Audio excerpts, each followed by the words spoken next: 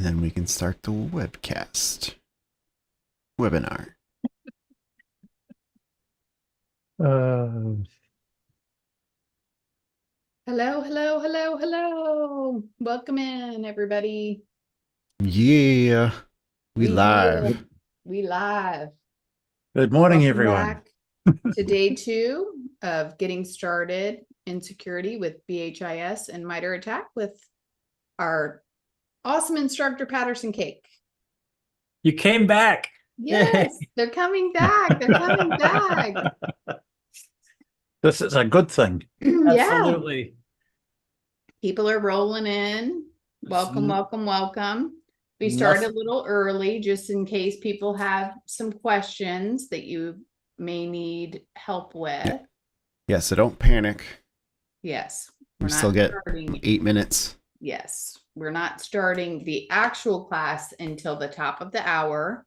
So happy time zone to everyone who's joining us.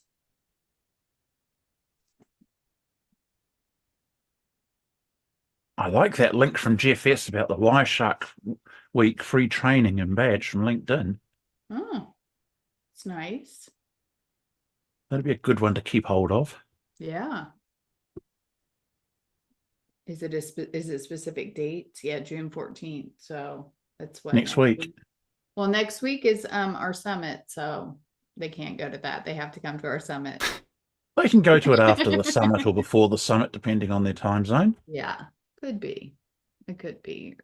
You're correct, but you know, it's a prerequisite that if you take this, you have to come to our summit too. So, but it's free. It's the law. No, it's not the law.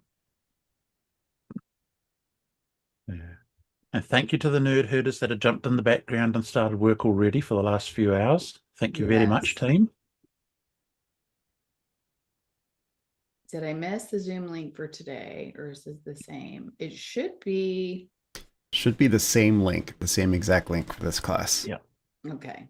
So if you have the one from yesterday, use that one and you will get in. See, this is a little bit different. So I was. Oh, and of course, we're streaming everywhere, aren't we? So yes, welcome Twitch, Twitter, Zoom, LinkedIn, YouTube's, wherever else. Yes, we're everywhere. Like you just can't get rid of us.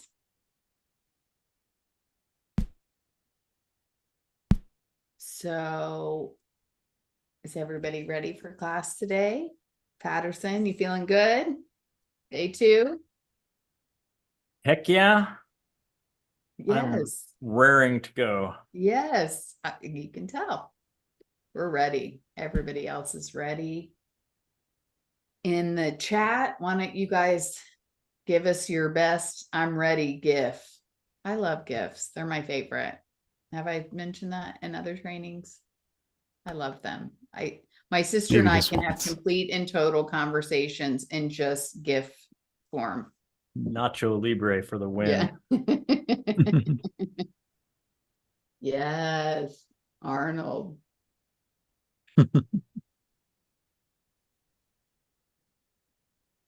So it looks like we've got about 5 minutes to the start of class.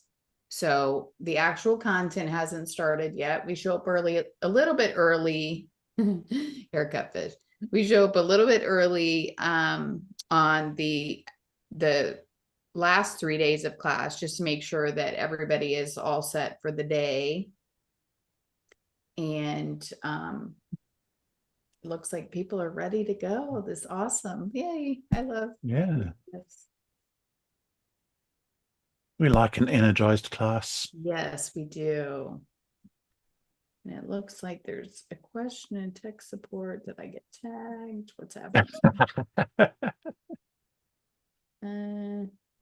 Oh yay, Jesse. I'm so glad that you're looking forward to the summit. I'm looking forward to having you moderate this time. It's going to be great.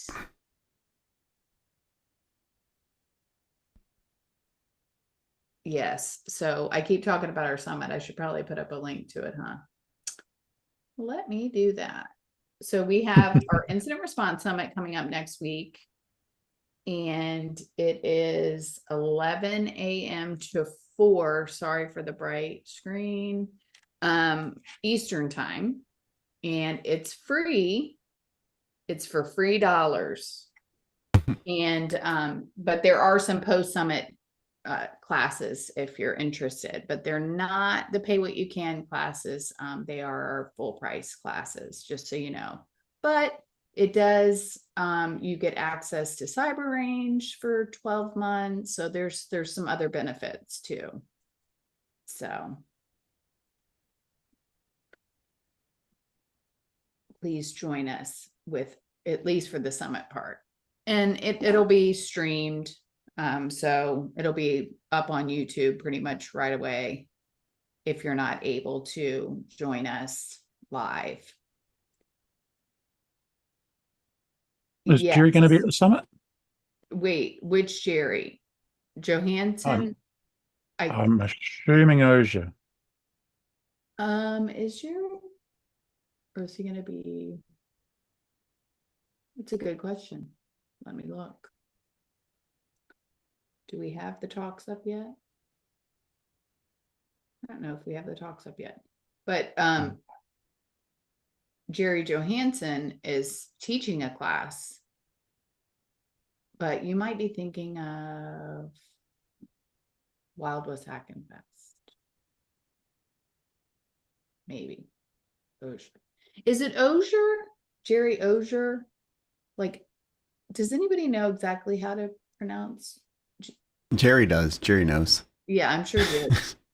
See, I say Ozier. That's how he says it. Okay, Yeah. good. See, I was right. Yeah. Yay. I'm just a K1W1. What do I know? Yeah, Brian pronounces everything wrong, but he's in the wrong time zone, so he's in the future. Well, there goes your crystal ball rights for the next week. Yeah, that would be No awesome. lotto numbers for you, Megan. Yeah, that's what I was gonna say. That would be so awesome if you could give us the lottery numbers. Even I can't get the lotto numbers right, so Yeah. Dang it. Can you imagine? So Jerry is not doing a talk for us at the IR summit, or anything, but he might stop by and hang out and say hi and that kind of stuff. He's certainly he invited. usually does. And he is doing an anti-cast for us tomorrow. So how about that might be segue? what they're thinking.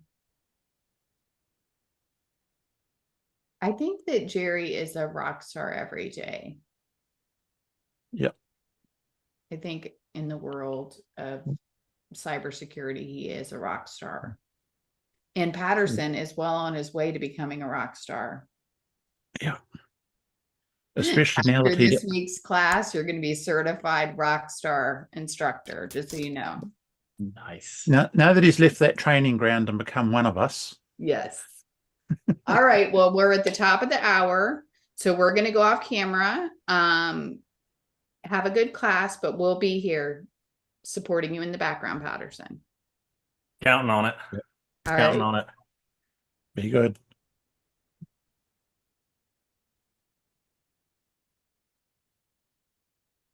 Turn me over to the Wolves.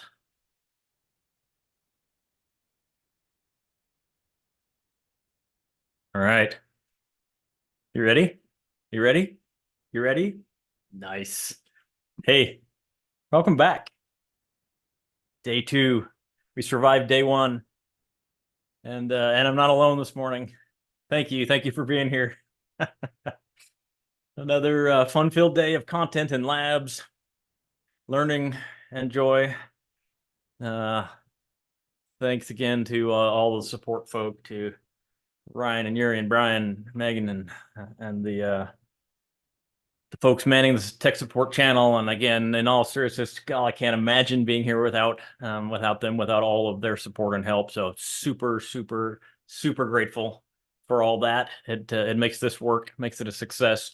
Thank you all again for being with us yesterday. Thank you for, I know some of you arm wrestled with the pain and anguish of virtual machine downloading configuration and nested virtualization, and oh boy, day 1's always a bit challenging on that front. Welcome to IT, InfoSec, etc. So thank you for plowing through that again. The tech support folk are amazing. There were a couple gazillion messages going by yesterday, and I'm so thankful that they were there paying attention and responding. Thank you for your engagement, for your Q&A, for your positivity. Again, it just makes this so much fun. So let's talk a little bit about yesterday, then we'll talk a little bit about today and what we can expect, what's coming next, and we'll plow ahead. Yesterday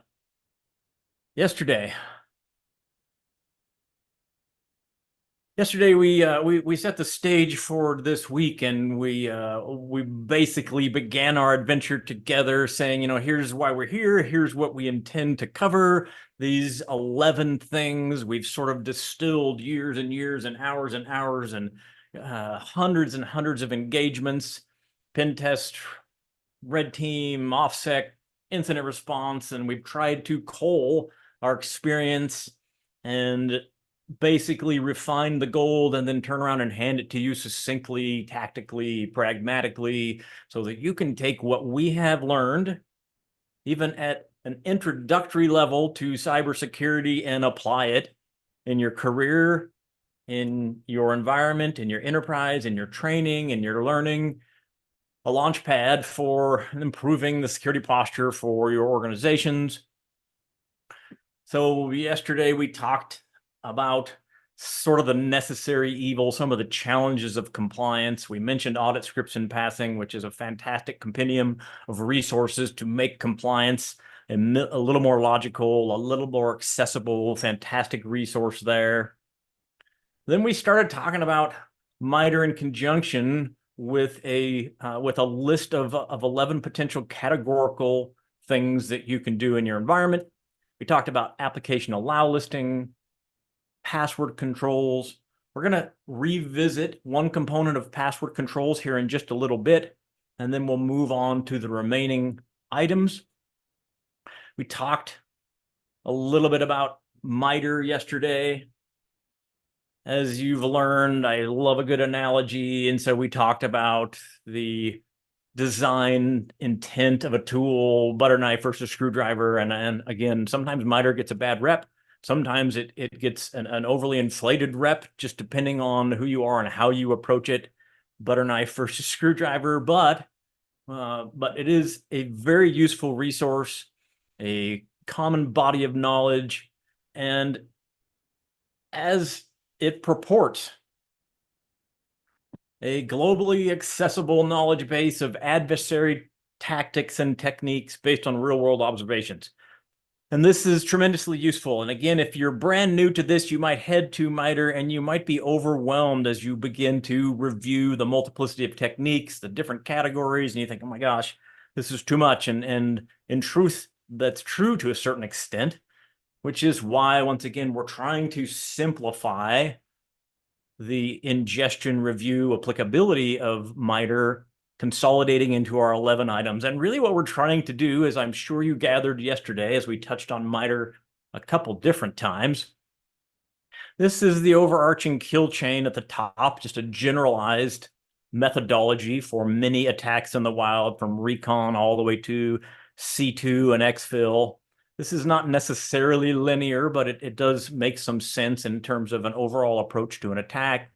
And what we've done is we've said, you don't have to necessarily discreetly and individually address all 10 of these techniques and all 14 of these techniques and all 20 of these techniques. What if we could implement one change in your environment that would allow you to address 5 techniques or 10 techniques or maybe even 15, 20 techniques? That's ROI, that's return on investment. And that's what we're trying to do, maximize the art of the possible to make some progress in securing your environment. And yesterday we talked again about just 2 things: application allow listing as opposed to deny listing. Instead of trying to define everything that's evil, everything that's bad, conversely, we took a high-level stab at defining that which is good. And we did it primarily through directory, defining directories where code is allowed to execute, Windows directory, program files directory, And of course, that's not a silver bullet. It doesn't solve all of our problems, but it does indeed dramatically impact the first couple categorical components of MITRE, making those parts difficult: initial access, execution, etc. We'll continue to come back to this list as we progress through our 11 items and then talk about what we have covered. Basically, by covered, I mean, did we absolutely solve the issue of drive-by compromise by application allow listing? And of course, not necessarily, but we made it significantly more difficult for a threat actor to accomplish that through some standardized attack mechanisms. And brief aside, I did a webcast recently on Windows malware investigations, and part and parcel of that was a lengthy analysis of some common malware families, things that we're seeing active in the wild today. Qbot, Sockgolish, Bootloader, Yellow Cockatoo. I made up Spongy Weasel. I couldn't help myself. I just threw it in there because I was musing to myself about where we come up with these goofy names, but the rest are legit, and we're seeing these recurrently. And for some reason, Bootloader seems to be the flavor of the week, month, quarter, I don't know. But I stared at all these from an incident response perspective, and I said, how do these behave? Because it's useful to me in terms of analysis, and of course, then prevention, detection, all that fun stuff. And what I saw in that process is there are significant commonalities. And you'll see right at the top for initial access for the aforementioned categories, we're seeing drive-by downloads, and then we're seeing file execution. And that execution is occurring outside of Windows and program files. So this is just, again, a brief aside, completely unrelated in terms of my analysis, my workflow, my incident response workflows, that just proves out, at least partially, that we're making a significant difference when we begin to implement some of these specific recommended controls, application allow listing in particular. And then, of course, we talked about password controls. They need to be long. They need to be really long. They should be really, really long. And although that is a bit of an end user give and take challenge, an organizational challenge, the fact is that it's not a huge technical hurdle, and it makes a difference. We combine that with multi-factor authentication. We combine that with socializing the value of both of those things in the org. And once again, we've made pretty significant progress just with two of these things. If you stopped, you walked away from this conversation right now, I think legitimately you could provide value to your org based on what we've covered just at the outset.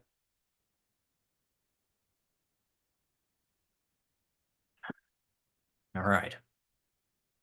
So let's pick up where we left off yesterday.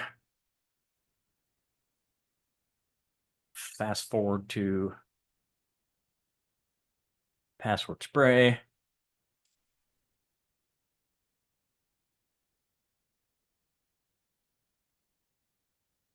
So we talked about password spray just a little bit yesterday. We talked about what we mean by password spray, and it is, different than password guessing or password cracking. The idea being, if we can build a list of valid usernames, then we can take a singular password entry, make an educated guess about what that password might look like, and then try that one password against a multiplicity of accounts, 10, 100, 1,000, 10,000, etc. And because of the way we've trained our user base to reset their password generally on a quarterly basis, that we might find some consistency in the use of things like winter 2024, etc. We talked about considerations for this process. It is a real world threat, a real world exposure. We see organizations succumbing to password sprays. We talked about some of the care, caution that needs to go into this from not only a testing perspective, but even a TA perspective, because we don't want to lock out users, so to speak.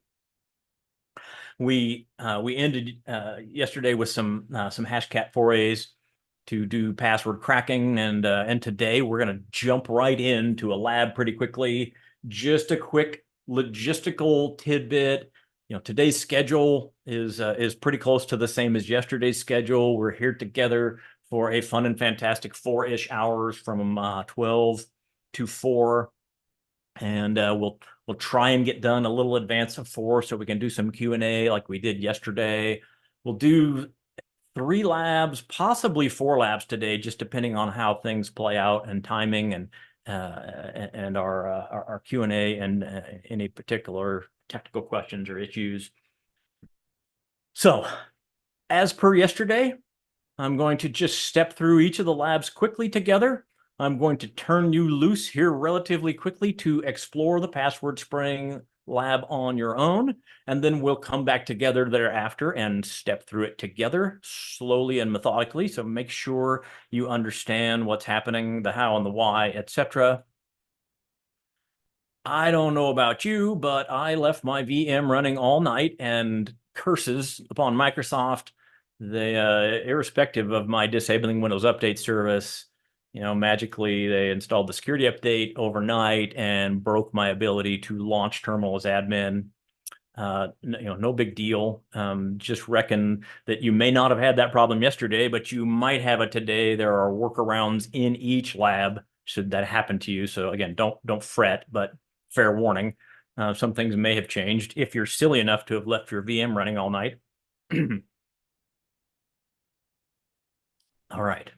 So here we are on the GitHub repo under the intro labs, and I'm going to scroll down to the password spraying entry, and we'll take a look at this again quickly together, and then we will jump in, give you the chance to walk through it. You love a good lab, don't you? You don't have to listen to me talk quite so much today. Yeah, snapshots are your friend. I had my snapshot corrupted this morning, which is just a rough start to day 2, but hopefully we got all of that pain and anguish out of the way early. Based on my commentary thus far related to this lab, we will confirm that Defender is disabled. At the outset, like we've done before, we're going to run a command prompt as administrator. Don't forget, there are workaround instructions in the beginning of your lab if you have any trouble launching terminal. Terminal's cool. I like Windows Terminal a lot, just for the ability to do the tabbed interface and to go back and forth between different command line interfaces, but you don't have to do it that way. You can launch each of these discreetly. We're going to move on over to our tools directory, and in anticipation of doing a password spray, effectively a local password spray, we're going to run a little batch file cleverly named 200 user gen, which, as you might imagine, is going to generate a couple hundred users on your system. You should see it cycle through completed successfully quite a few times, just about 200. There may be an error or two. Don't worry about it. It should be fine. Then we're going to pivot to PowerShell from our command prompt. We're going to make sure our execution policy allows us to run scripts without restriction. We're going to import the password spray PowerShell module. And then we're going to see just how easy it is to invoke this by invoking password winter 2020 for our example. And then you should see this churn away. It'll take a few minutes, and you'll get some successes. And it is just that simple in this specific environment. And at the end of this one, you'll want to do user remove. That will clean up the 200. Trust me, don't skip that step. It just makes auth, log in and out, and that kind of thing pretty complicated on your VM if you leave a couple hundred users hanging out. So make sure when you get done, you run the remove.bat to clean up after yourself. And then we'll at a little bit into the future, we'll come back and talk about some of the ramifications, some of the detection opportunities, some of the event logs associated with this, but this will allow you to get a feel for running a password spray on your own against your local VM. All right, I think we have a timer lurking in the wings. Let's do the 20 minutes. Honestly, this lab is pretty quick, so you can dive into the lab, probably have a chance to take a quick break, grab an updated, refreshed cup of coffee, what have you. We're lurking in Discord all the while if you have questions or issues. And when you come back in about 20 minutes, we will step through this together slowly. and move on from password conversations into egress traffic analysis. Go ahead and jump into this lab, the password spraying lab, and we'll speak again in about 20 minutes.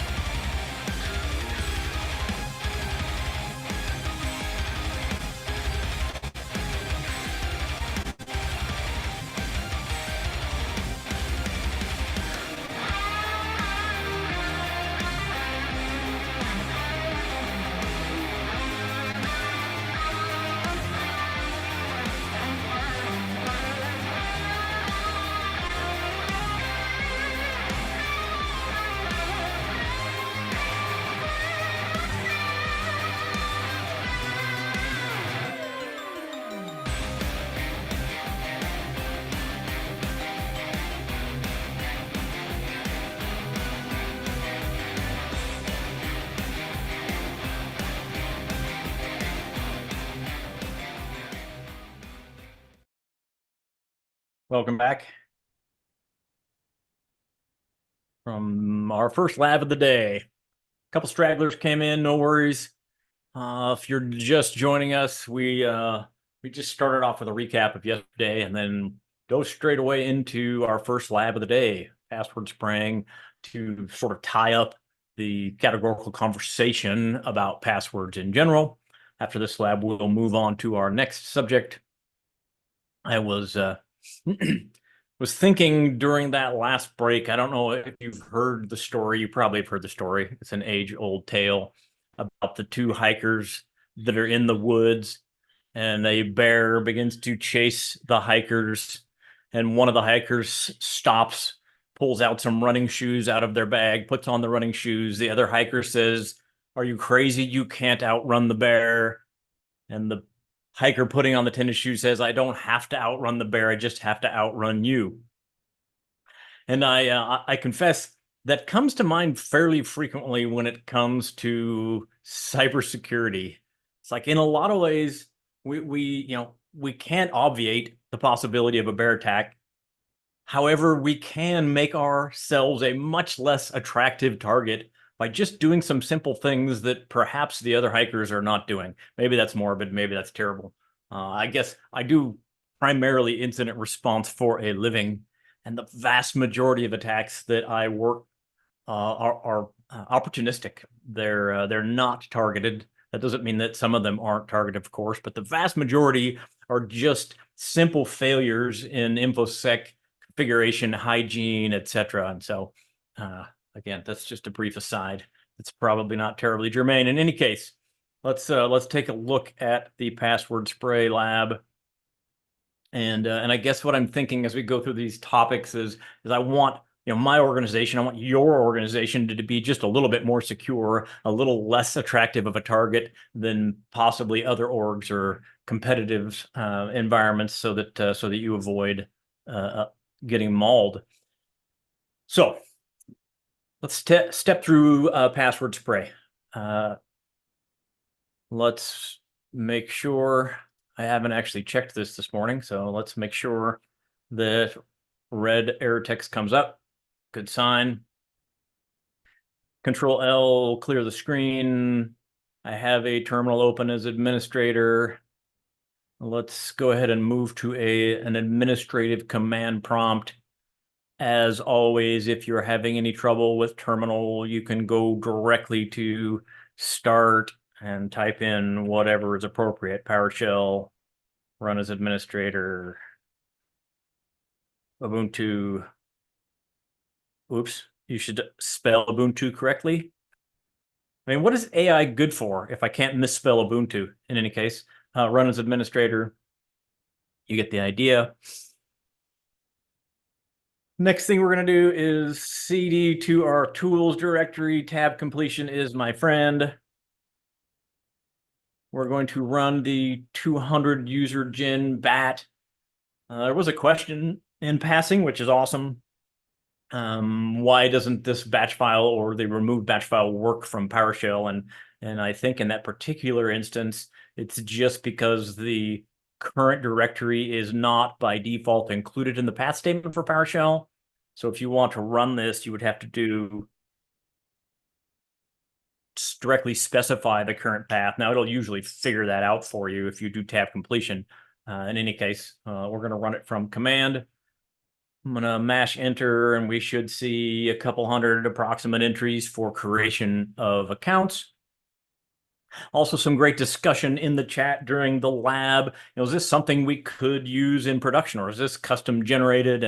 And as per Brian's exceptional commentary, and we try and make these things useful as is. We try and equip you with tools that you can use elsewhere. Having said that, this is a bit of a unique use case in that we're doing a password spray against our local system. That doesn't, not necessarily something that you would never do, but often when we think about password spray, we're thinking about it from an external facing, an internet accessible authentication portal like an M365 or something. So as long as you're aware of the context, as long as you're reasonably comfortable with the functionality, as long as you have permission, written permission in your environment, then this could be potentially a useful tool.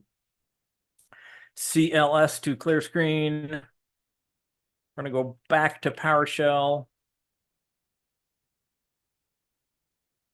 We are going to set, execution tab.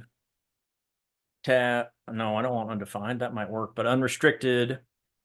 Then I'm going to do import tab, local password spray, a word of warning, and this will happen probably more than once today, definitely into tomorrow. Tab completion is your friend, but pay attention, because make sure that the completion is exactly what you want. We want local password spray, so we're good. Now, when we invoke this, if you're going to run this in your environment, of course, I strongly suggest you take a look at the content of this script, make sure you understand what it is doing and how it is running. Imported, invoke mock. Let's not do that. See what happens when you're not paying attention while you're typing? Password, winter 2020. Mash enter, and if all goes according to plan, we begin to password spray ourselves, and shortly thereafter, we should hopefully see some successes. Might take a while, depending on the number of local users. 206. Obviously, this worked. Fairly simplistic lab. In real life, once again, you would probably be invoking this against an internet accessible portal after you thoroughly understood the ramifications of the scripted process, after you obtained permission to do so. And once you do those things, you grab these tools, you target a specific resource. This is pretty easy. In many ways, the most challenging pieces are then developing your user list. We have to have a list of user accounts. Part of this scripted process is pulling a list of local users and creating that username list for us. And then all we have to do is provide it the password and away we go. But those are the pieces that we need. We need to be aware of the timing. We need to be cautious and careful. We talked about some recommendations for timing yesterday. We want to make sure that we operate under the lockout threshold of the environment that we are testing, et cetera, et cetera. And of course, at the end of this, we want to make sure and remove these users just to clean up after ourselves. Otherwise, it's a bit messy in terms of login, some other lab components. So go ahead and clean up. That should work nicely, shouldn't probably require returning to snapshot. And that ends our discussion on password spraying. Point in fact, it ends our categorical discussion on passwords, and we're going to move on to the next component of our 11 overarching items and talk about egress traffic analysis. Egress, I wonder how familiar that term is. I assume that everybody generally understands egress. In a previous life, I built houses for a living, and so ingress, egress into a living space required a certain size of window. If there was a bedroom, you had to have a certain size of window so that a human being could get in and out, out being egress, ingress being in. Egress means outbound traffic. And often when we talk about traffic analysis, we don't differentiate between ingress and egress, and kind of odd phraseology if you're not used to it. But here we're focusing particularly on outbound traffic analysis. And I'm here to tell you, primarily as a digital forensics and incident response consultant, this is monumentally important. The ability to analyze outbound traffic is huge. We'll talk about that in detail. We'll talk about the why. I think the two most significant tools in your arsenal in active incident response are managing egress and authentication. And we'll talk a little bit more about that as we progress, but super, super important.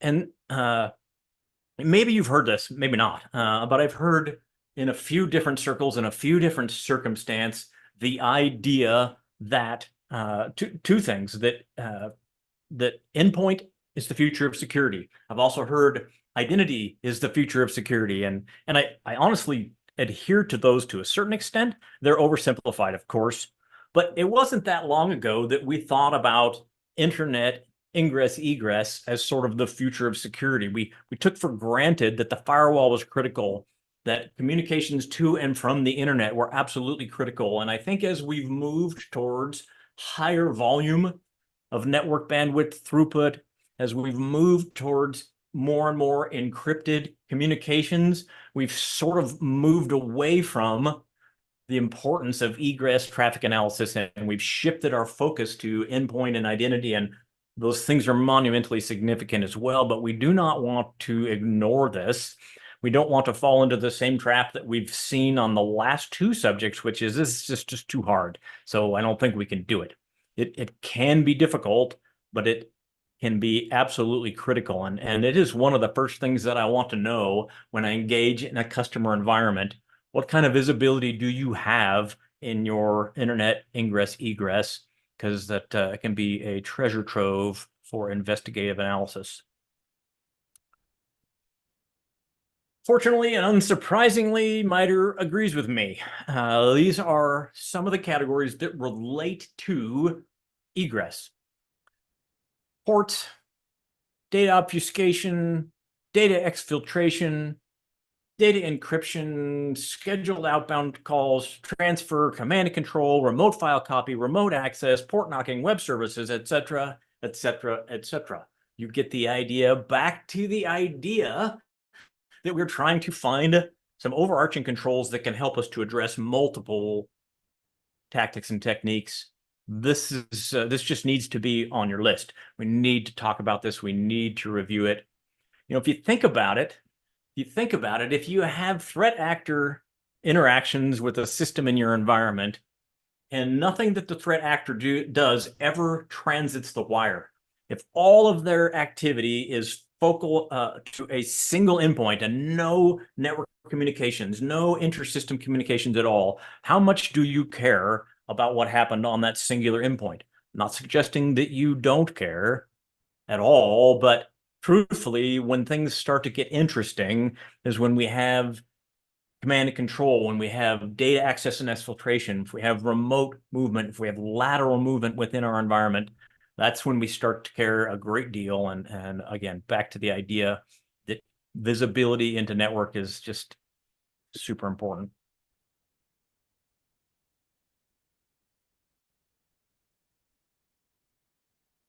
It probably won't surprise you that I have had fairly frequent and fairly recent conversation with some prospective clients, and I still hear things like, well, we're not really worried about threat actors. We're not really worried about exploitation. We're not really worried about attacks because we have antivirus.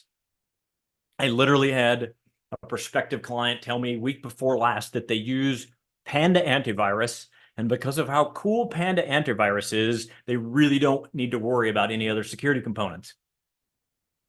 That is not a dig against Panda antivirus. It is, however, mind-boggling to me that we still think that way. Like, are you kidding me? I see antivirus, of course, bypassed all day, every day. I have heard similar things, although this is a bit more antiquated in terms of, well, we have a firewall. We're all good. Sometimes I hear that relative to certain brands, certain implementations. I hear it about Palo Alto every now and again because of all of the incredible capabilities and complexities of some of the Palo Alto solutions. They paid $1 gazillion. They have all these different components and Wildfire and IDS and et cetera. And they go, we're good. We're good. We don't really need to worry about anything else. And I think, oh, you know, I'm a fan of a lot of those technologies and solutions, but all by themselves, they're just not adequate. Basic alerting is not enough. Basic alerting is not enough. We will see this as a theme. We saw it a little bit yesterday. We'll see it more today and tomorrow. That there aren't a tremendous number of singular indicators that are such high fidelity that we're just good. We know bad happened based on a single discrete identifier or indicator of compromise. Almost always we need more context. We need to see what's happening in and around a particular alert or event to fully understand what's happening. We have just too much volume of data, too much going on. The idea that we can just pick out a singular piece of information and go, that's just not normal. That's really hard. Basically, you're trying to extract abnormal in a flood, in a deluge of abnormal on a regular basis. Not only that, what kind of coverage do you have with your AV or your EDR? What kind of coverage do you have? 90%? 94%? 98%? 98% is pretty good. Do you have EDR running on your video surveillance equipment? Do you have EDR running on your digital displays? Do you have EDR running on your hospital modalities? Do you have EDR, you get the idea, running on your printer, et cetera, et cetera, et cetera? There are gaps in your environment. There are specific gaps often when it comes to endpoint visibility. Back to our previous discussion, do those things communicate over the wire? Absolutely. So Internet of Things, shadow IT, things that are unmanaged, unidentified in your environment. We start to care if those things begin to communicate inbound, outbound to the internet, thus the visibility into egress. When things go bad, you need answers. Boy, isn't that the truth? And these are the hardest questions. Oftentimes we roll into incident response engagements and we have pretty solid visibility into the endpoint. With the advent of EDR, and a lot of you have been listening and implementing Sysmon, which we'll talk about, we have tremendous visibility into the endpoint in many cases. And we can learn a tremendous amount. Invariably, the customer wants to know, okay, fine, we found patient 0, we found what happened on the endpoint, we know how this occurred from an initial attack perspective, and then the next things they want to know are, can you tell me every other system that the threat actor accessed? Can you tell me all the data that they potentially accessed? And can you tell me if they successfully exfiltrated the data? And then I go, gulp. Let's talk about your egress visibility. Let's talk about your network visibility, because if I don't have that, I can probably see something from an endpoint perspective. I can make some educated guesses, but once again, network visibility is solid gold. So obviously the ultimate combination is all of the above, and pretty significant. So let's talk about some of the pieces and parts and some of the complexities, obviously, and of course, some tools that can help us out. One of the challenges I mentioned moments ago is that the volume of ingress-egress data continues to skyrocket. We don't have 300 baud connections anymore. We're grateful for that, but it was a lot easier to log and gain visibility when you had 300 baud connections than when you have 10 gigabit connections. So NetFlow is a partial solution to that, and really NetFlow is a proprietary implementation from Cisco, and I relate to NetFlow as a sort of a summary of network communications. You get some information, some data about the communications. You don't get full visibility. You don't get full packet capture, but it is tremendously useful. Source, destination, volume of traffic, date, timestamp, that kind of thing. Traffic statistics. I would much rather have this in conjunction with endpoint than have nothing, because this does give me a fighting chance to determine outbound communications, potential volume of data exfiltration, that kind of fun thing. Generally speaking, you have your devices that are NetFlow compliant or NetFlow capable, and then you feed that information to some other centralized component, some centralized repository to ingest the NetFlow data, and then you need some tooling in order to analyze that NetFlow data. Could be an LKSIM, etc. There are, of course, proprietary network implementations. Part of the joy, part of the pain and anguish is that NetFlow is not alone. You know, there's SFlow and JFlow and CFlow and AppFlow, and I did not make those up. Those are slight variations on the Cisco proprietary theme and can be a bit of a challenge to implement the ingestion, parsing analysis for all those things. This is just one of the joys that we have to struggle with to gain network visibility. And there are more, of course, but generally speaking, again, depending on the nature of your environment, the hardware, the vendors, etc., the idea of flow data, even if we're talking again about VPC flow, cloud flow, etc., super useful. Not on par with full packet capture, which we'll talk about in just a second, but absolutely beneficial.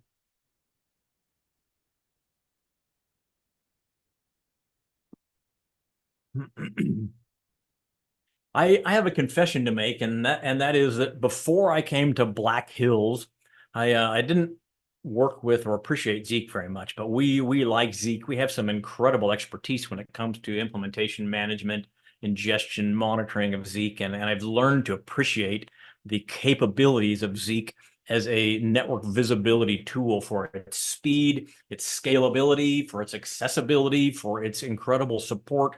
It is a very, very cool tool, and we use it with great effect, and we can learn a lot by ingestion of flow data into Zeek. One of the things that I hear a lot, and again, this is sort of back to the idea that the future of security is endpoint. The future of security is identity. There is no more perimeter anymore, and of course that is true to a certain extent as we become more mobile, et cetera, et cetera. But the idea often behind that is network visibility is too hard because all the data is encrypted. And there is, of course, some truth to that, but that is not an excuse. I don't think fundamentally that's a defensible position to just say, well, most data is encrypted. Obviously, we'll see that it's important how we interact with our network visibility data, where we listen in our enterprise environments, pre-NAT, post-NAT. Do you break encryption at your proxy, et cetera, et cetera? But you can't just wash your hands and say, it's encrypted, so let's not pay attention anymore. Just can't get away with that, in my, again, humble opinion.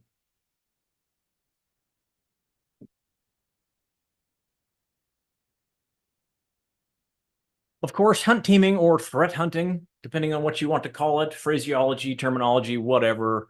Basically, what we mean by this is a tiny bit different take on active detection and prevention mechanisms. This is the idea of plumbing our internal visibility, plumbing our internal data, actively looking for advanced attackers.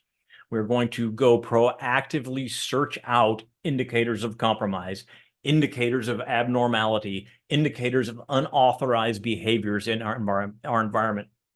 And this fits very nicely into the conversation at hand, the network visibility piece, because if we have that kind of visibility, if we have even just flow visibility into the ingress and egress for our environment, what might we see? What might we find?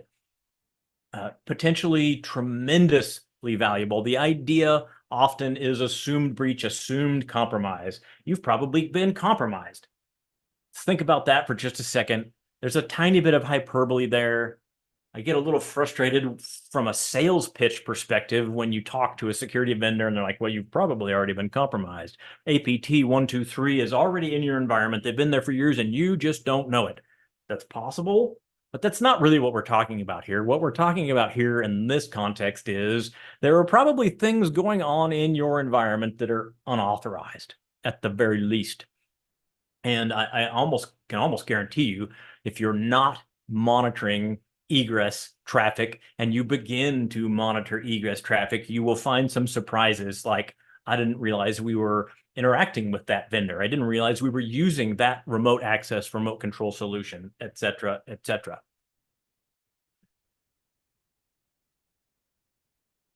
The next point in this slide, the next bullet is just the idea that there is value in proactive searching sleuthing. If you are totally dependent upon Panda antivirus and your Palo Alto firewall, and you just think, I don't really need to look, those two things are impenetrable, then go on your merry way. But point in fact, of course, we see all the time that solutions like that get bypassed. And so the idea of proactively enumerating is super, super valuable.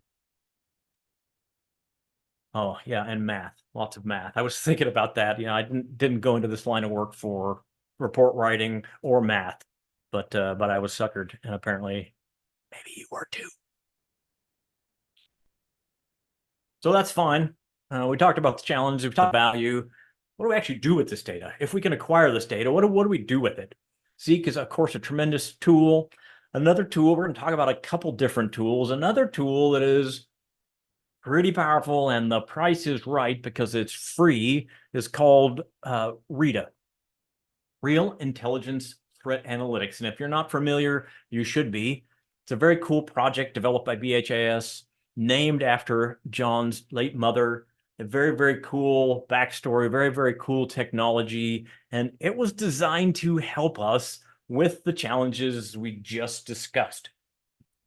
The minute that you decide that this is an important or appropriate foray into your environment, the next challenges are, of course, acquiring the data, analyzing the data, deriving and demonstrating the value proposition, and Rita can help us with that. I mentioned math. You know, I'm not a huge math buff, but I can appreciate when somebody a lot smarter than I am uses statistical analysis, mathematic capabilities to derive value, and that's exactly what we have in this platform. So imagine, if you will, that you're able to gain insight into your network traffic, you're able to gather egress data in particular. Then we have a platform like Rita that can help us to find patterns in this network traffic. Remember, we're looking effectively for abnormal in the midst of normal. I intentionally said a minute ago, we're looking for abnormal in the midst of abnormal. That's more what it feels like on a pretty regular basis.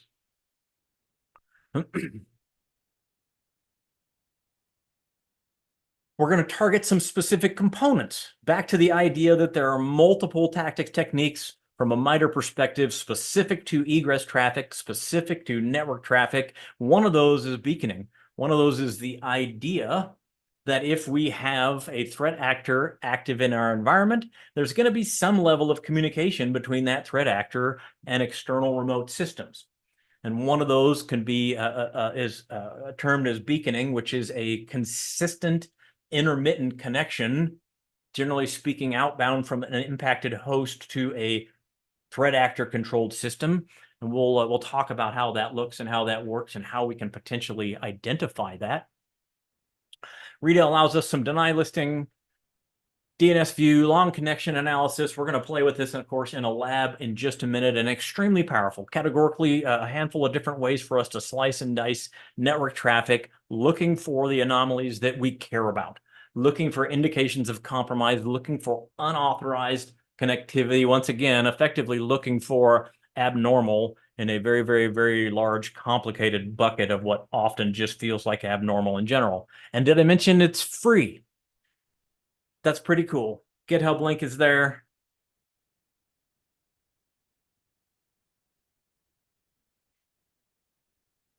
We talked about this yesterday. This is just part and parcel of dealing with the dynamism of the threat vectors that we face on a daily basis. We talked about, the minute that we try and categorize all things evil, we fall on our face because deny listing doesn't work.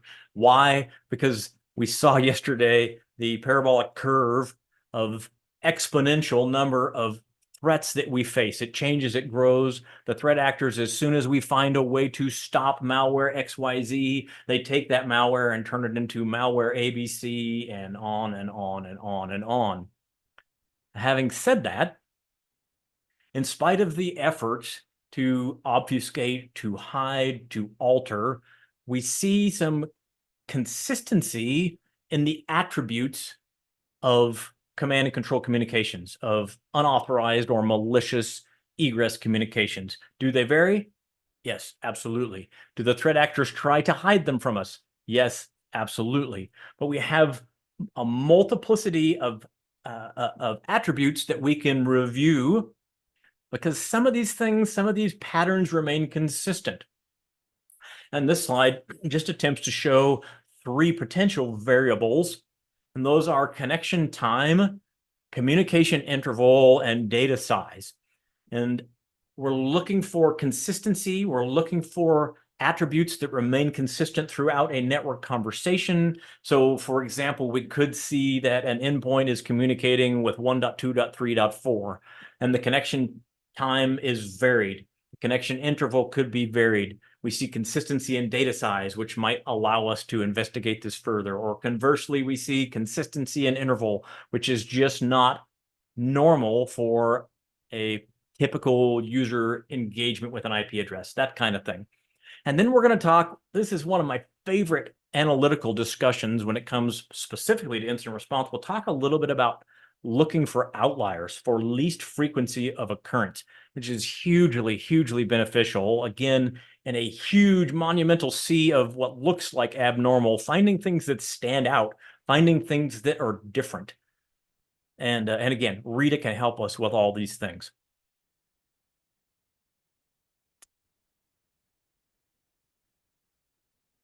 This is a command line interaction with Rita, and here we are just illustrating show long connections. A handful of different sort of aggregate attribute analysis components in Rita, and this is just one saying, let's see if we can identify unusually long, abnormally long connections between an internal source and an external destination for this particular example. And what we see is, is this evil? I don't know. Is this evil? I don't know.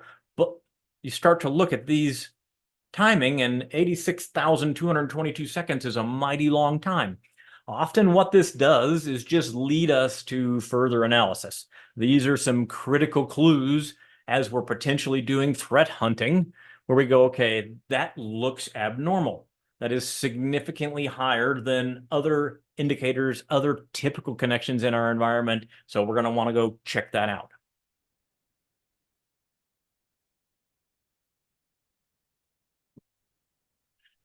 Continuing on that train of thought, this is Rita show beacons analysis. And as I mentioned a minute ago, beacons are an intermittent, generally ongoing connection between a threat actor in our environment and often command and control or threat actor controlled resources. There are legitimate beacons. So as I mentioned, the minute, if you haven't done this before, the minute you start evaluating egress traffic, I guarantee you're going to have some surprises. You're going to find out, and this has happened to me multiple times, you're going to find out in the midst of active incident response, you find an IP address, it's in a country that you do not do business with, and you kind of freak out because it's South American or European, or again, another area of the country that I shouldn't be communicating with this, and you drill down to that IP address only to find out that it's M365 infrastructure. That's going to happen. So don't necessarily freak out without doing a little due diligence, because those things, sometimes you have applications that legitimately beacon. They have long ongoing conversations with external resources. So take that for what it's worth. What we are looking for here, we're looking for some attributes of consistency. And you can see the little circle. Is my pen working? Yes, it is. You can see this circle here. This is the scoring column. So we're trying to give you an indication of how confident Rita is that this is a beacon. 1 is perfect. 1 means this is absolutely beaconing and you really want to check it out. 0.8 is still pretty high. Obviously, the smaller that number, the further away we get from 1, the less we care. We have multiple data components. We don't just have 1. We're not simply counting the number of connections, but we're also looking for some statistical analysis, the quantity of communications, et cetera, et cetera, et cetera. John, in some of his other classes, when it talks about beacons, he just talks about the analogy of a kid trying to get their mother's attention, and the beacon is the child saying, "Mom, mom, mom, mom, mom." Been there? Okay, I'm not a mom, but you get the idea. So generally what happens, and then of course in that analogy, you can imagine as the child loses patience, they change the tone, they change the frequency, they change the volume, but invariably they're still just talking to one mom. And there are consistent attributes throughout that conversation, and those really, again, are what we're looking for. So this is perfect, right? This is 1. This is as high as the score gets. And then we can see some of these, although this is pretty high, this is pretty close to 1. We're getting down in the count where this is just not that significant. It's not that high. Once again, when I'm looking at this, my first thought is, where do I want to continue my analysis? I'm looking for an outlier. I'm looking for least frequency of occurrence. And so where do I want to look next? And as you can see, we're talking about some significantly large number connection requests, obviously with some beaconing consistency, attribute consistency. So this is where I would dig into. This is where I would go next.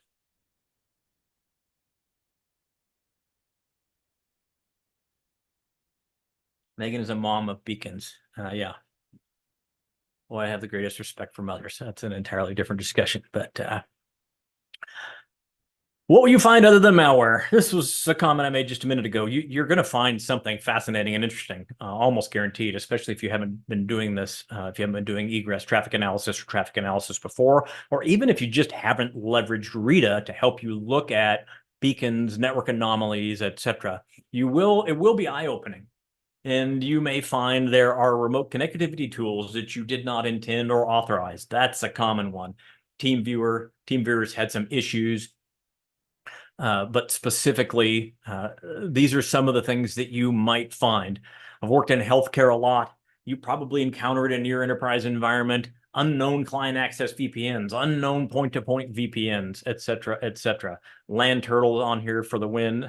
Those are fascinating devices that can be plugged in. In this particular instance, that potentially could be connecting an otherwise not network connected device to the internet or to your network. Lots of different features and functions. One of the things John says when he's discussing this platform is there are no beaconing false positives. If RITA sees this traffic and presents this traffic, well, the traffic happened. It's there. The statistics don't lie in this particular instance. So something is talking. The question then becomes, what is the significance of that finding? Back to the previous slide and the previous analysis. Sometimes it's obvious. Often it's obvious where you need to spend a little more time, do a little more analysis and figure out, is this bad? Is this something that we need to address? And then what is the relative risk?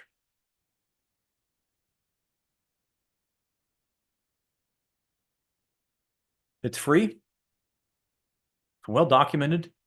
It's easy to use. Written in Golang, multi-threaded, extremely fast and capable, and it's free. It's not only free today, the intent is that it will be free tomorrow. There are a multiplicity of patents that have been combined with this solution. And the impetus behind that is to just make sure somebody doesn't come along and sort of plagiarize this content and then turn it into an expensive licensed product. A lot of time, effort, and energy has gone into this. And I think you'll see as you dig into this that there's a great deal of love and care that has gone into the platform that we know as RITA for obvious reasons.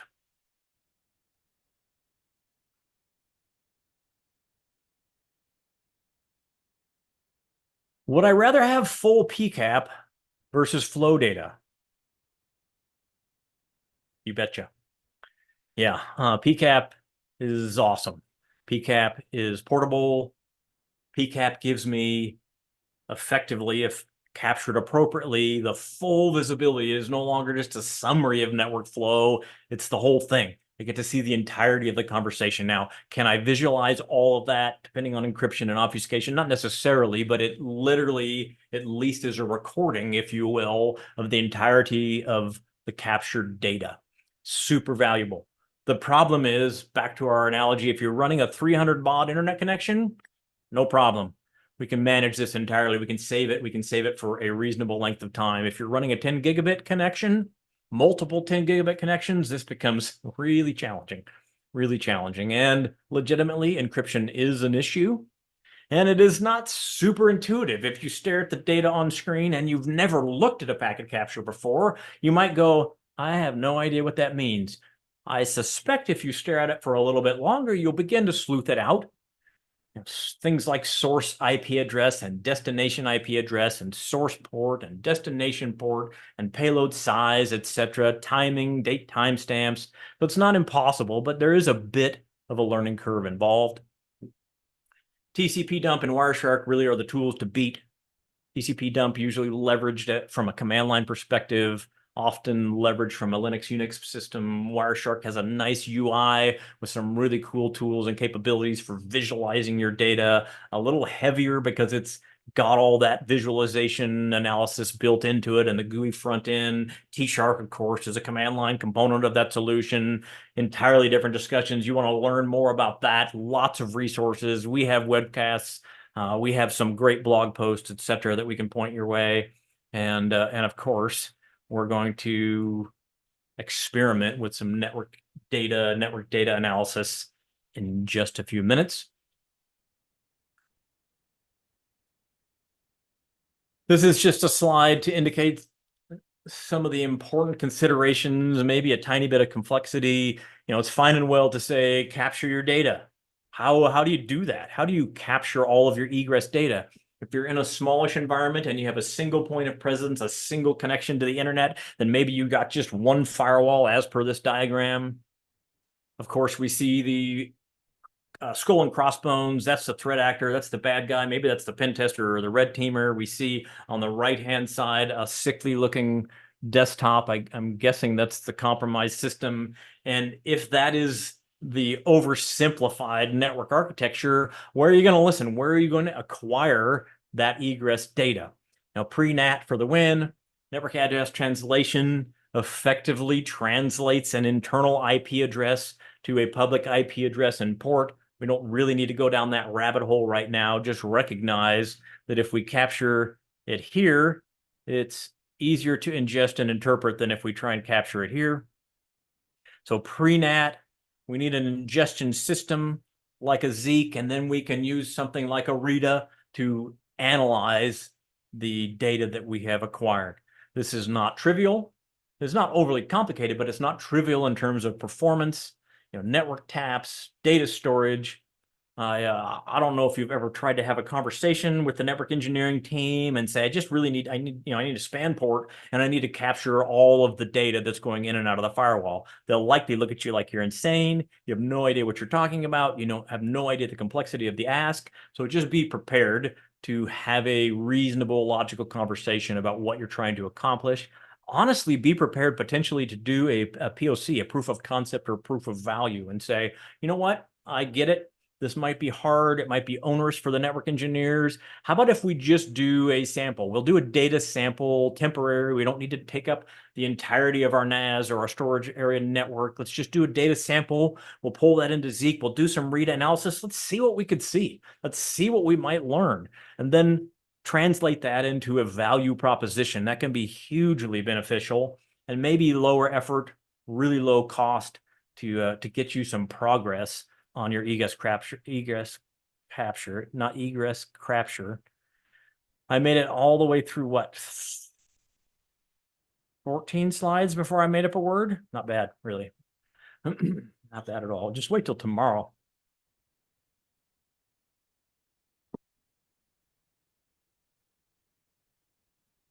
I've worked in some very large distributed environments. I've worked again, repeatedly in healthcare for some unknown reason.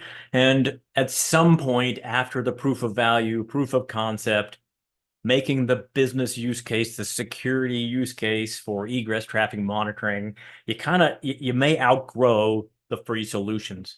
And at some point, it's probably worth your while to consider some of these commercial implementations. I've used Gigamon a little bit and super impressed with sort of the plug and play ingestion analysis storage capabilities. It's a lot easier than the idea of sort of roll your own, build your own storage environment, provision your own span ports, implement Zeek and Rita. And again, that may work beautifully depending on the size of your environment, the requirements of your egress retention and analysis, et cetera, et cetera. But some of these tools are really cool. And you need to calculate the opportunity cost of all the time, effort, and energy you might invest into a homegrown solution or a Zeek Rita solution versus some of these very extensible, capable platforms. Okay, hang with me. We a couple more slides, and then we'll step into a lab here in just a bit. User agent strings. Oh man, I love user agent strings from an incident response perspective. I mentioned I love least frequency of occurrence, long tail analysis, outliers, least frequency of occurrence. That sticks with me, so I go with that. User agent strings are just one component of relative consistency for most users and honestly for most enterprises. So when you use some sort of browser, when you use some sort of internet connectivity feature function, again, often browser, the browser basically purports its level of functionality and service often to the server when making a request, a client request from browser to server. It says, by the way, here's the level of functionality and capability that I am using, whether it's Firefox, Edge, Chrome, Safari, Opera, Brave, et cetera, et cetera, et cetera. So the idea behind user agent is just to say, here's my basic feature function set. So give me things that I can understand and interpret from client to server. And the cool thing about this is if we can track this, if we can pull this egress data post pre-NAT, we can learn a lot about our environment. This is one of those things, if you've never paid attention to this before, what browsers are authorized? What browsers are authorized in your environment? Some environments are very restrictive. Often there's one or two enterprise approved browsers simply for the purpose of keeping those patched and up to date. And invariably, if you start to look, you'll see that there are browsers that are unauthorized being used. And then often you'll see a pattern. Most of our users use Edge version 12.3.0, or most of our users use Chrome. And this can be really, really, really interesting, especially when you start seeing things like Python or Yandex or things that, why on earth is a user segment, a typical user segment in accounting or biomed, why are they using a Yandex browser, a Russian-based browser? Maybe that's perfectly legitimate, but those are the kinds of things that might pop out. This is solid gold when it comes to business email compromise. I'm here to tell you, this is often the smoking gun because we see user consistency. We'll talk a little bit more about user behavior analytics and tie back into this conversation. But did I mention I like this? Very valuable.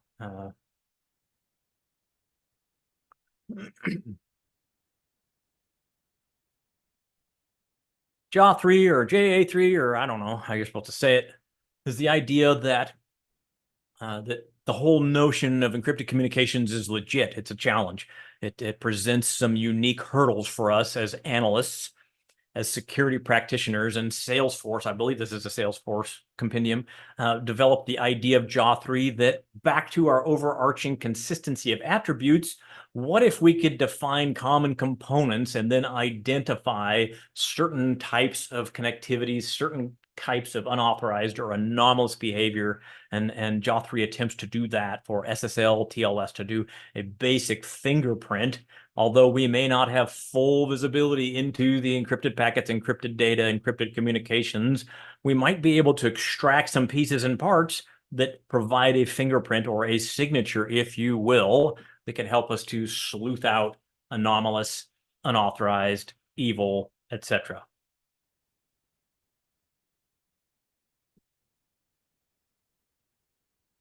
Yeah, long tail analysis.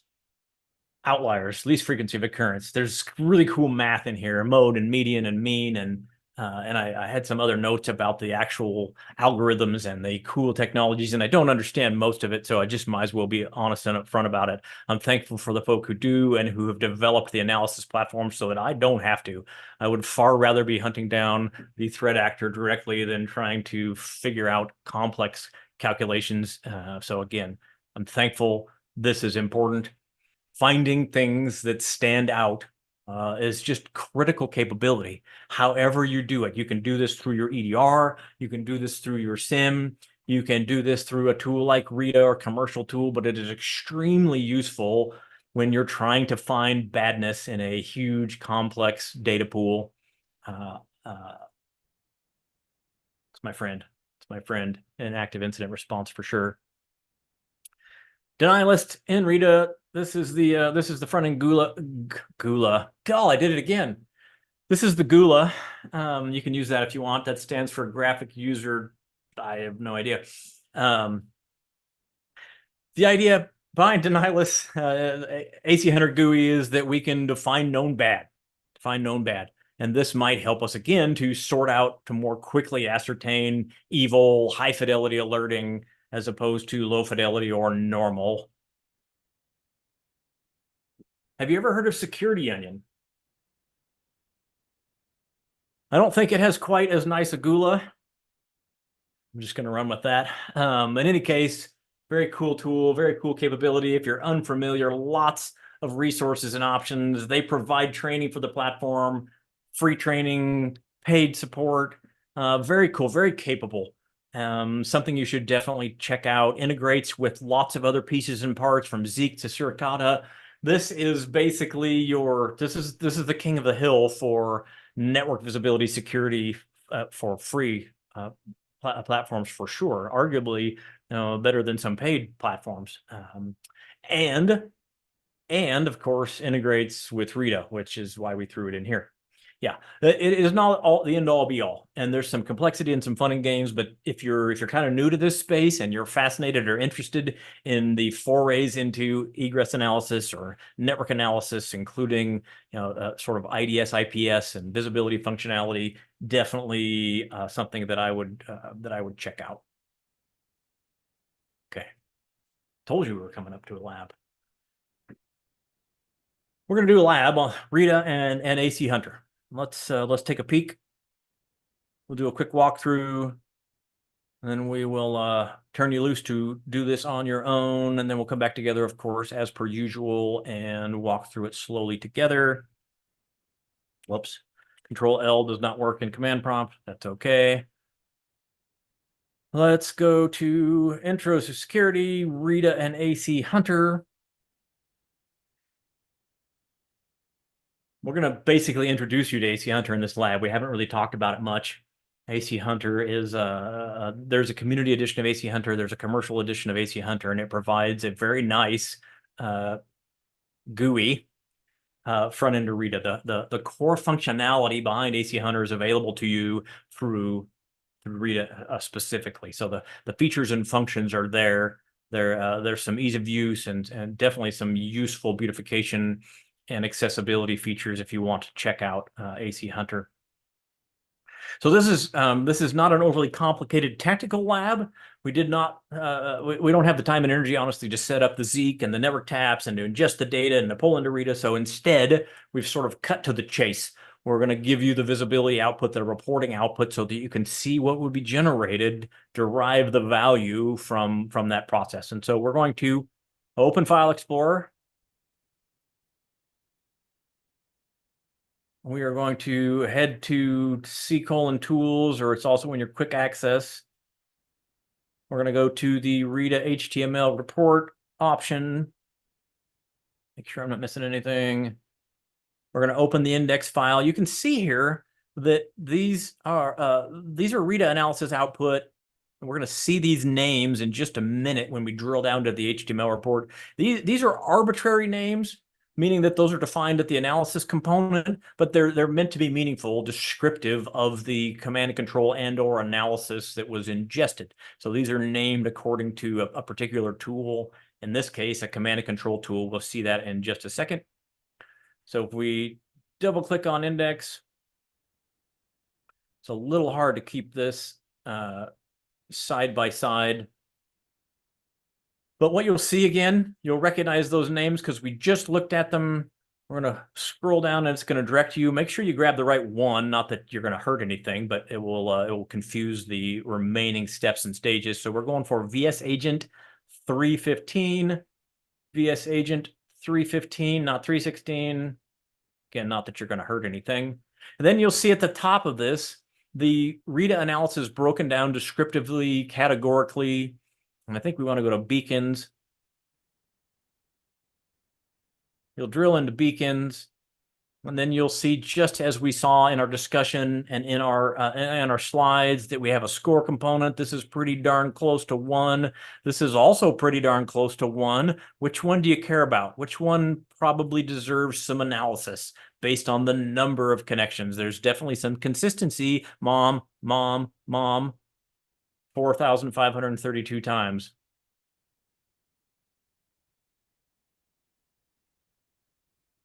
Keep going.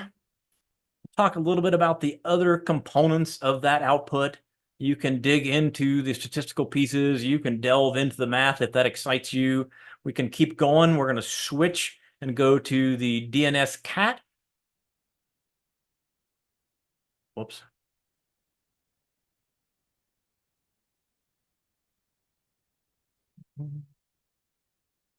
Now I forgot which one. DNS-CAT 321,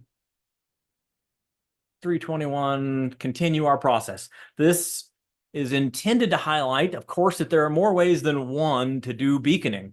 And there's two very different takes through VS Agent and DNS-CAT. I'll let you view that. I'll let you visualize that difference on your own.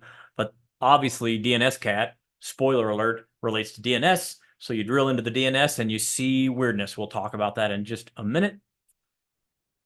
You can also take a look at AC Hunter. There is a training environment set up. You know what? Let's go back. Let's do that slightly differently because I'm going to just do right click and open in new tab so that we can leave our intro to labs. Also allows us to copy paste. Let's just training at Black Hills. That's hard to copy. Control C will let me do that. Don't mind if I talk to myself too. Oh, that worked out nicely. We're going to make sure that Defender is disabled in the AC Hunter login UI. Just kidding. Training at Black Hills InfoSec. I don't know what it was. What was it? Got beacons question mark. Oh, too many tabs. Got beacons question mark. Did I do it right? Much like we just did, we're going to choose a data set. I can't remember which one we're choosing, so we'll come back and take a look. If you open to this screen, then click the gear, and you'll be prompted with this confirm dialog. We want to do VS Agent. I'll stop for now. You can play around with this. I'm going to turn you loose here in just a second. You can explore that AC Hunter interface. Again, really just a nice, polished, easy to use front end for the functionality we just experienced with Rita. Take a look at a couple different data sets, and ultimately we have a handful of questions at the end to see if you can ascertain answers through the AC Hunter UI. Pretty cool. Okay. So we got 20 minutes. We're going to throw 20 minutes on the clock. This is, again, relatively quick. Hopefully you can squeeze in a quick break, do some calisthenics, grab a snack. Chocolate covered espresso beans, I'm pretty sure, is the theme. And as we step through this, about 20 minutes time, we'll come back together and walk through it slowly and methodically together, and we will continue our adventures, switching gears and talking about user entity behavior analytics. Talk to you soon.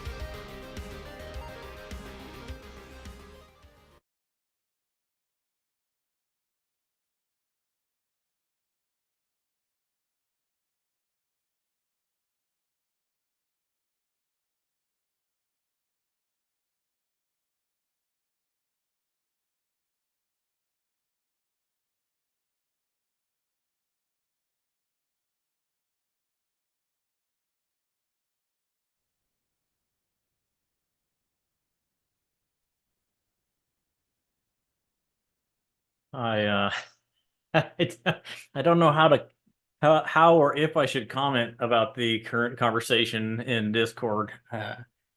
Yeah, I guess I'll just leave it alone for now. In any case, somebody's going to misconstrue and say, I heard Zach say that if you get an Antisyphon tattoo, you get free lifetime access to the portal. I can feel that coming. In any case, I've said too much. Moving right along. Welcome back from Rita and AC Hunter Lab. Let's step through this together ever so quickly. Let's see. I knew it. I knew that was coming. All right. Where were we? Let's start from the top and take this a little bit more slowly. Windows left arrow key.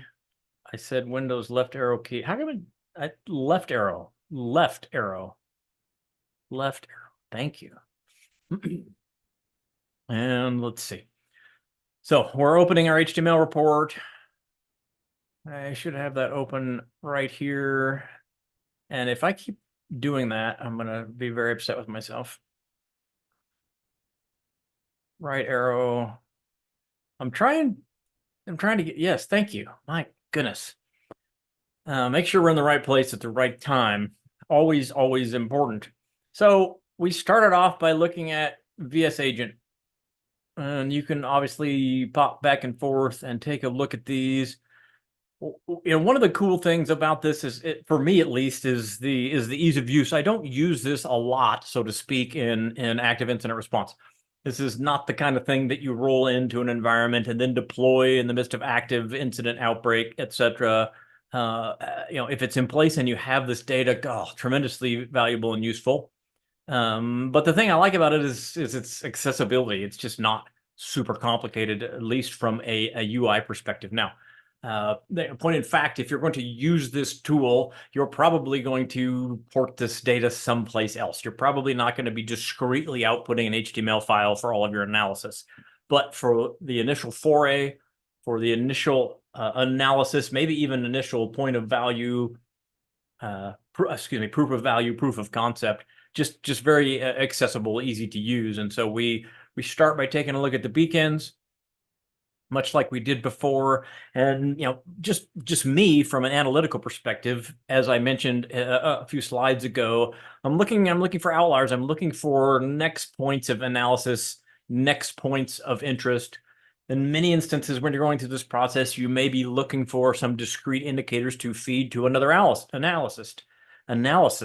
What, you heard me. In any case, source destination, we're looking for as close to 1 as possible, meaning perfect score that does not obviate the value of a lower score. Back to the very nice Gulu. In any case, this is significant. Yeah, it's not rocket surgery to go, that looks anomalous. And then, of course, as mentioned, if you scroll rightward, you can dig into the details, the reasoning. To be honest, and maybe this is just my bent, as soon as I got this far, I would probably pivot to additional analysis of the destination, maybe analysis of the source, plumbing information based on the data points that we have here now. Just simple, pretty easy to work through. Go back. DNS-CAT is different. It doesn't use a traditional network beaconing model like the VS Agent does. It, as the name implies, leverages DNS queries. Did anybody translate to Portuguese? Just curious. Tempting, isn't it? I guess it's from Portuguese, but I didn't dare try. Maybe that's just my browser. Excited about foreign language. Once again, the outliers pop. It doesn't take a super keen mathematical statistical analysis to gather that, what domains use COM. So that's probably pretty normal. What domains end in net, org? You get the idea, depending on the location.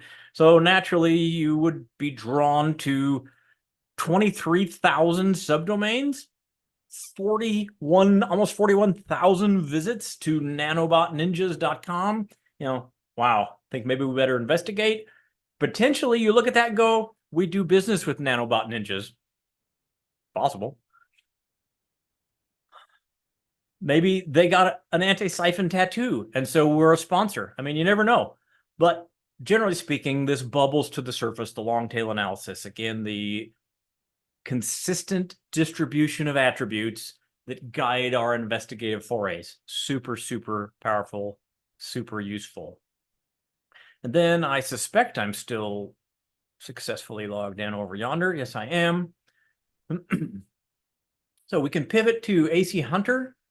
As I'm sure you noticed, this is a pretty nice, clean, user-friendly interface. If you find yourself on this screen and you need to change data sets, that didn't work at all. Maybe I'm not still authenticated. Nope. Training at blackhillsinfosec.com. Got beacons? Got beacons, question mark. Typing under pressure. Speaking of Mavis Beacon, where do they want us to go first? Wow, I've got to stop changing tabs just to confuse myself and everyone else. VS Agent is where we wanted to be. And you have the same general distribution of data, just some different ways to drill down, different ways to analyze. So we're going to click on a particular host. I think we're going to click on a particular host. No? Do you hate me? Beacons and host. Yes, it does hate me, or I hate myself, as the case may be. That's really not easy to read. Let's expand this just a little bit.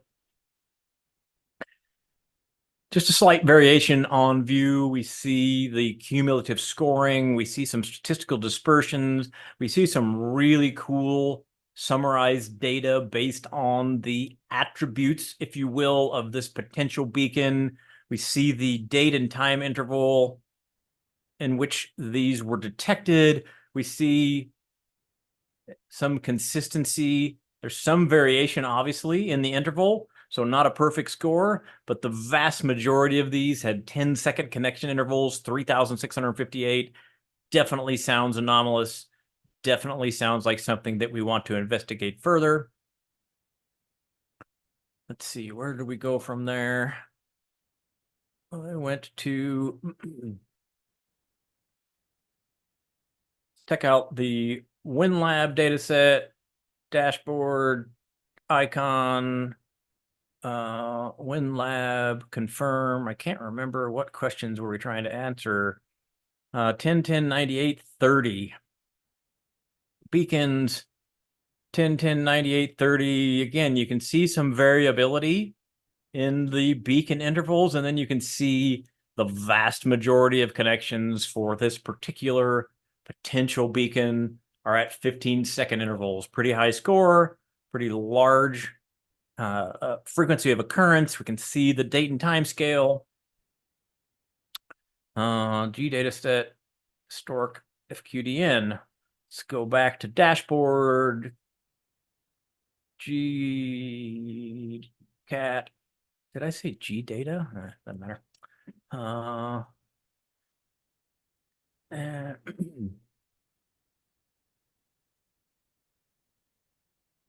And we can poke around these different data sets, different IP addresses. And again, up here, you have some really useful summation, summary data.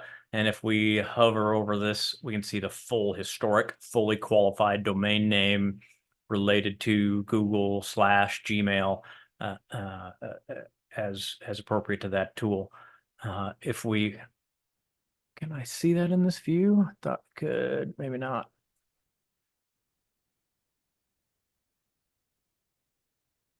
My screen's a bit truncated. In any case, you get the idea. All right. Pretty sweet. Can't beat the price, nor the functionality.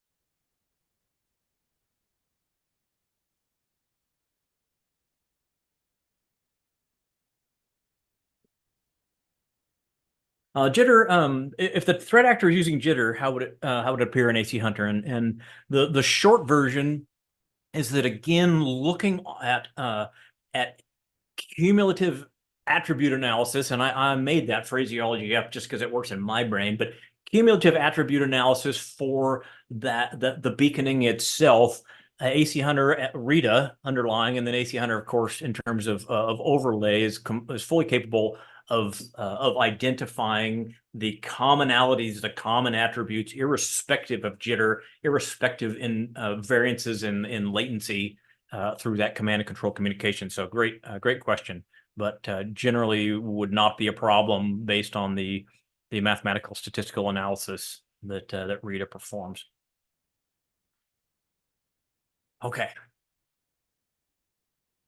Shifting gears. Moving on. Application allow listing, passwords, excuse me. Network egress visibility, user entity behavior analytics, UEBA. And you might be tempted to think that this is just another industry acronym, another sales pitch, and I suppose, frankly, in some instances it is, but it's a relatively new take on a long-standing conundrum, and we'll talk more about that as we move into the details, the sort of the old school way of analyzing user behavior. User entity behavior analytics is, well, appropriately named. Keywords, of course, user, behavior, and then analysis. We're already collecting a lot of data about our users as a general rule. We've talked about this. We've talked about ingestion. We've talked about SIM. We've talked about logging. We've talked about some endpoint characteristics and EDR and all those things. The bottom line is we're paying attention, at least to a certain extent, to what our users are doing. We're commonly paying attention to Windows event logs related to users, related to things like user auth. Event code 4624 for successful login, or 4625 for failed login. Those are somewhere. They're captured on the endpoints for sure. They're probably captured on your domain controllers, assuming you're using Active Directory, which you probably are. And so we're capturing, we're aggregating, we're pulling together this data, but unfortunately, it's voluminous. Unfortunately, it's a little bit hard to correlate and or derive value from.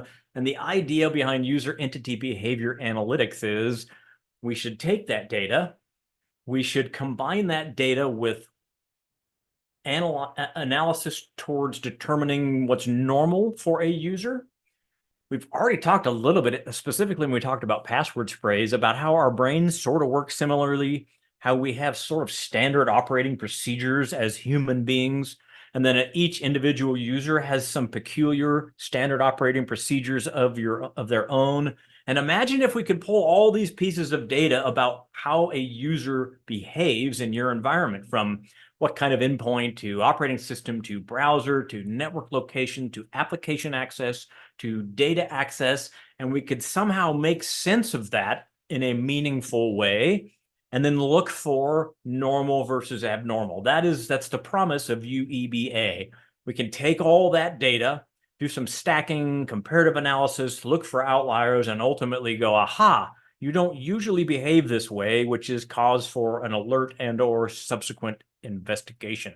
Can be very powerful, not least of which, again, because we're probably already capturing and monitoring a lot of this information. So what value can we derive in terms of normal versus abnormal?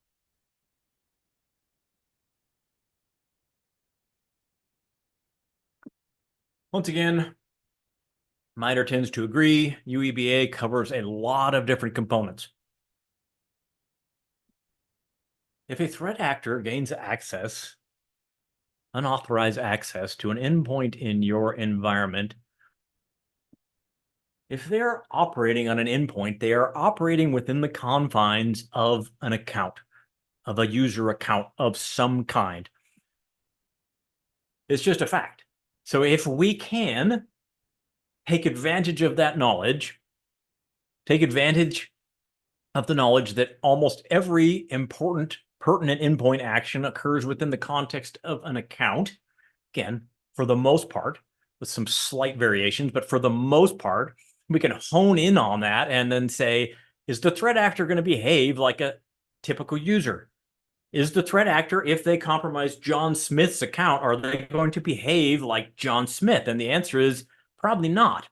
Again, from an overarching, stacking, comparative analysis, potentially historical component, The answer is no. And then it gives us tremendous opportunity to identify the abnormal behaviors across a broad spectrum of MITRE attack tactics, and can be just, again, a gold mine. And I mentioned this before, I will say it again, egress and auth, huge, huge, huge. The most potentially significant reactive weapons in your arsenal in active incident response, egress and auth. We can talk more about that later.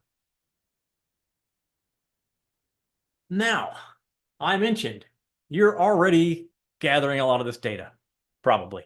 Endpoint, EDR, SIM, etc.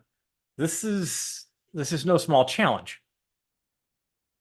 Logs are a train wreck. Logs are a challenge. The volume of logs, the veracity of logs, the value of logs vary dramatically. I mentioned Windows event log 4624, successful authentication 4625, failed authentication. How many of those occur in your enterprise environment moment by moment? And the answer is a significant number. Could be hundreds to thousands, for example, and the vast majority of them are just normal user behaviors, authenticating. It's shocking how many times your workstation authenticates for you in the back end, assuming you're running Windows in particular.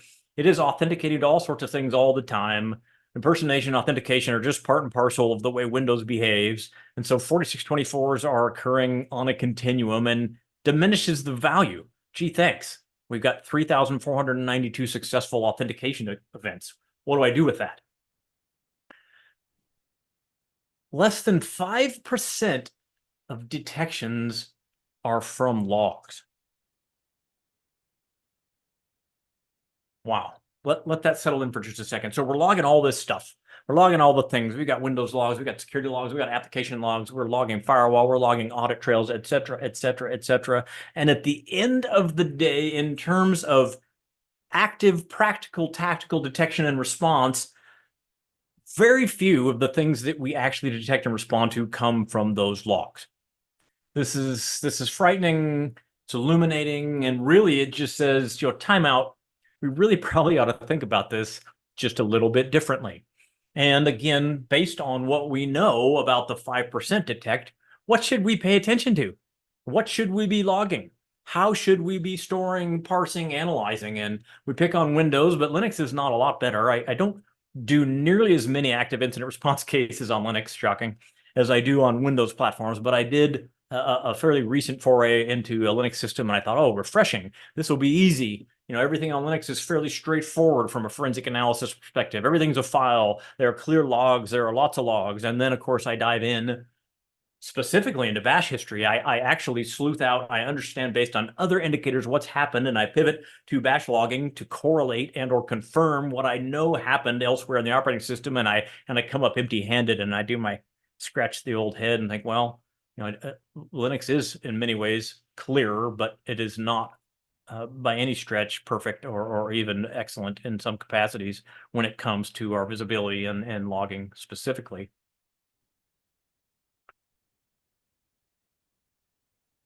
JP-Cert is a fascinating attempt to sort of tackle and address this issue. I like it. I love the idea, and that it is basically trying to, much like we did with network communications, much like we just talked about with Rita and AC Hunter, that we are not so much going to hone in on specific details, a specific finite attribute of a tactic or technique, but instead we're going to combine our overarching understanding of multiple attributes and maybe come up with a fingerprint, maybe come up with a sequence of events or a series of events or a series of logs, etc., to pull a useful high fidelity indicator and or alert. And this is worth taking a peek at. It basically takes some specific tactics and tries to analyze the behavior of those tactics, and then cull the most useful indicators and then say, here's what you could look for to find this particular entry. And I think this is worth just taking a gander at in terms of the artifact sources. This is hotly debated. And as I mentioned, I've done a couple. I have a GitHub repo. I've done a couple webcasts, rapid triage workshop for Windows, Windows malware investigations. And it is sort of my effort to say, of these indicators, of all the available indicators, which do I care about most? That's an important question. There's part of us as nerds, security professionals, that we want it all. Give it all to me. If there's an artifact, I want it. Just give it me the whole thing. And that philosophically is okay. If I have all the time, energy, and all the compute resources in the world, then I want it all. But I don't.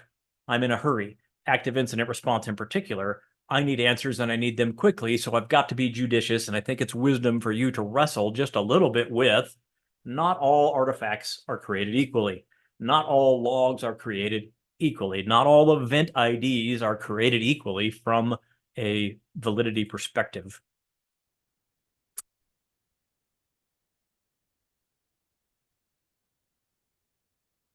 Why UEBA? Why UEBA? It's a new acronym. Behaviors, user behaviors. As mentioned, users often follow patterns. This is so wonderfully simple sometimes, not always, but it is so wonderfully simple on occasion. Business email compromise, to me, is one of the most significant illuminations of the value of this process. So when you're looking at a typical business email compromise and a threat actor gains unauthorized access to an M365 mailbox, their authentication passes through Azure AD, Azure Active Directory, now I guess called Intra, whatever. And then you go look at the login behaviors, the logged components of that authentication. And what you see is Patterson-Cake using Windows 11, logging in through Brave or Edge. And I do that regularly. And I log in regularly from East Tennessee. Occasionally I hop to a VPN or some other IP address space, but almost always I'm using some variation of those things. I will use Linux. I don't have a Mac. I don't use a Mac as a general rule. So if you're looking at my user behavior and authenticating to M365 and you see a Mac entry with Safari as the browser, it's not me. That's the idea. And that we see pretty impressive consistency in the way users interact with IT systems. And it's just that silly simple. Sometimes literally within a few minutes time, we can do Azure AD authentication log access, call out what's normal from user agent IP address space, and often within a very short order, determine abnormal, find unauthorized access based on, you guessed it, user behavior. I can use some help in an enterprise environment.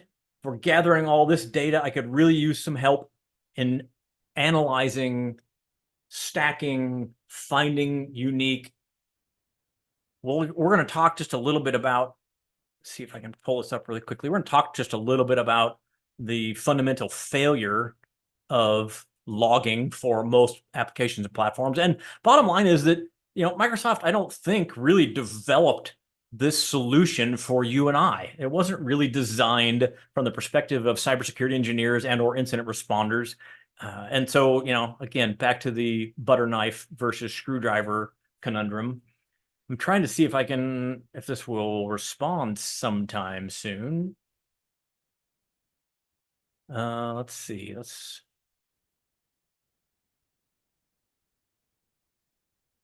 get past my couple hundred user account management entries.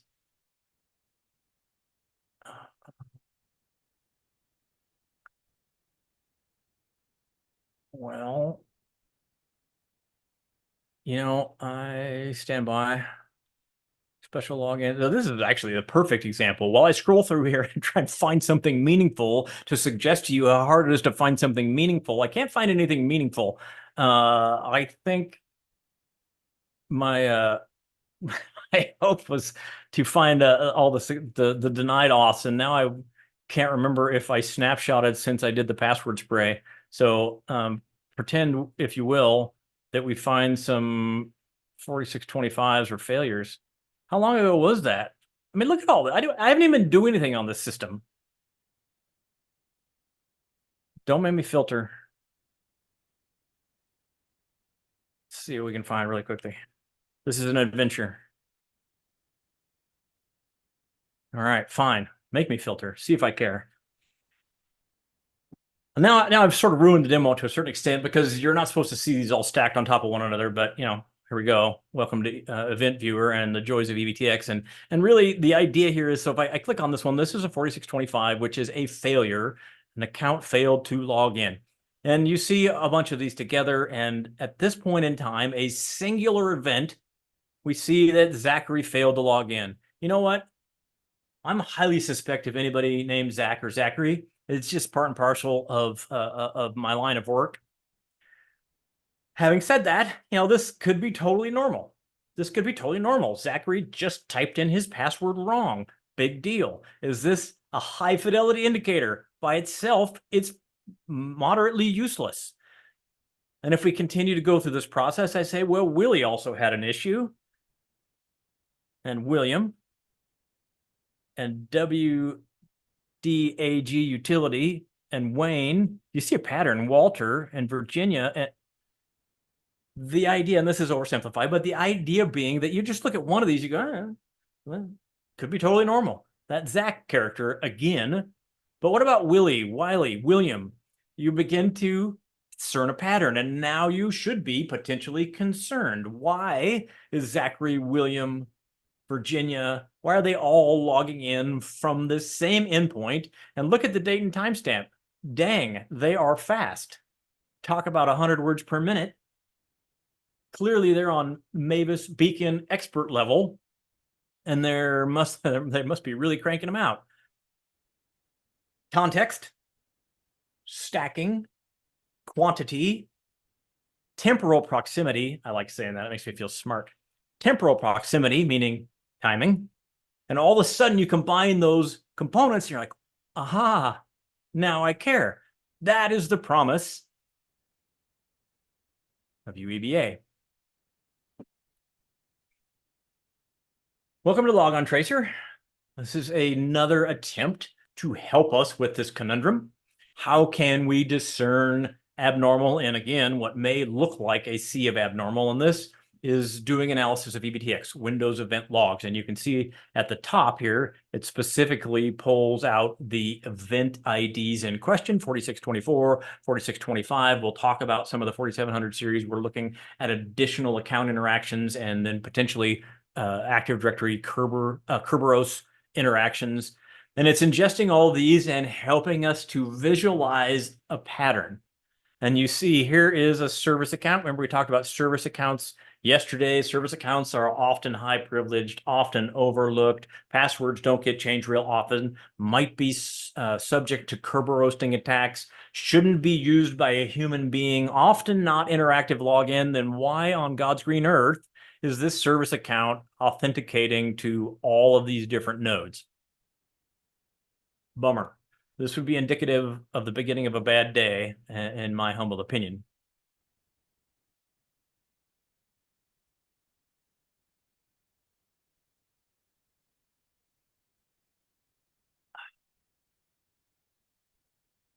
There's no such thing as false positives.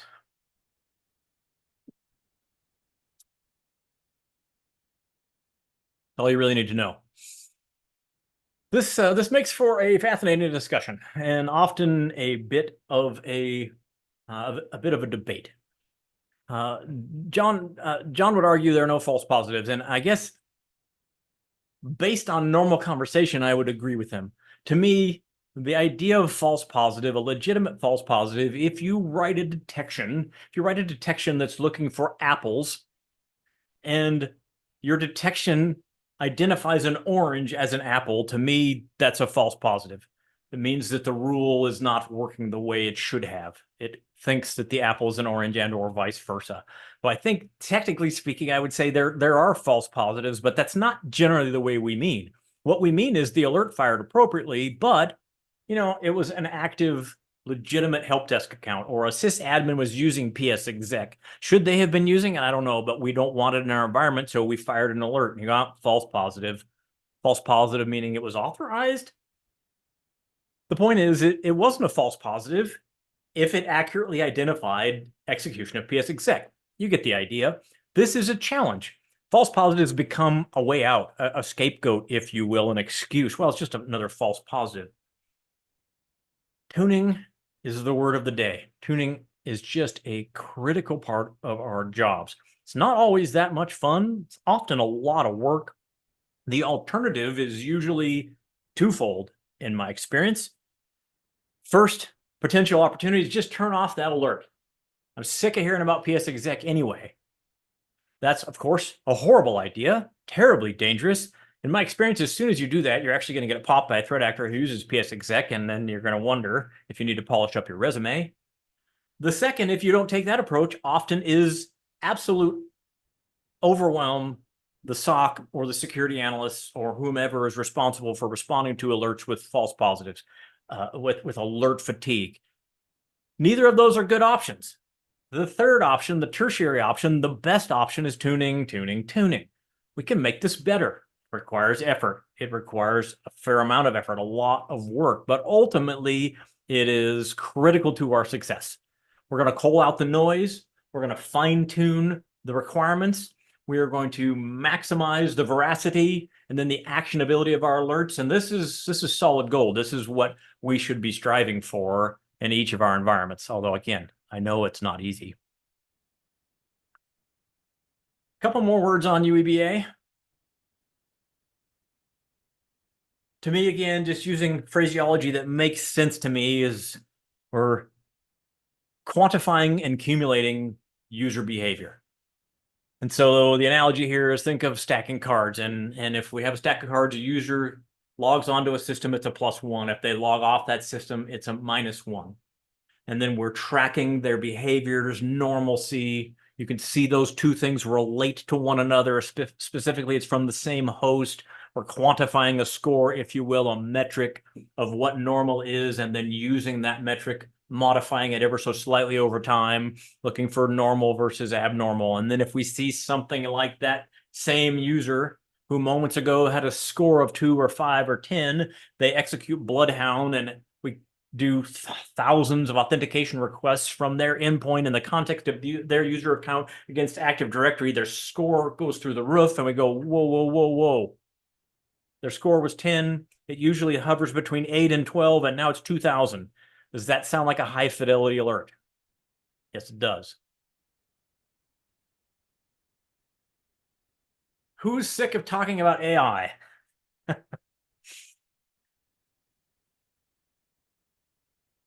Yeah, me too.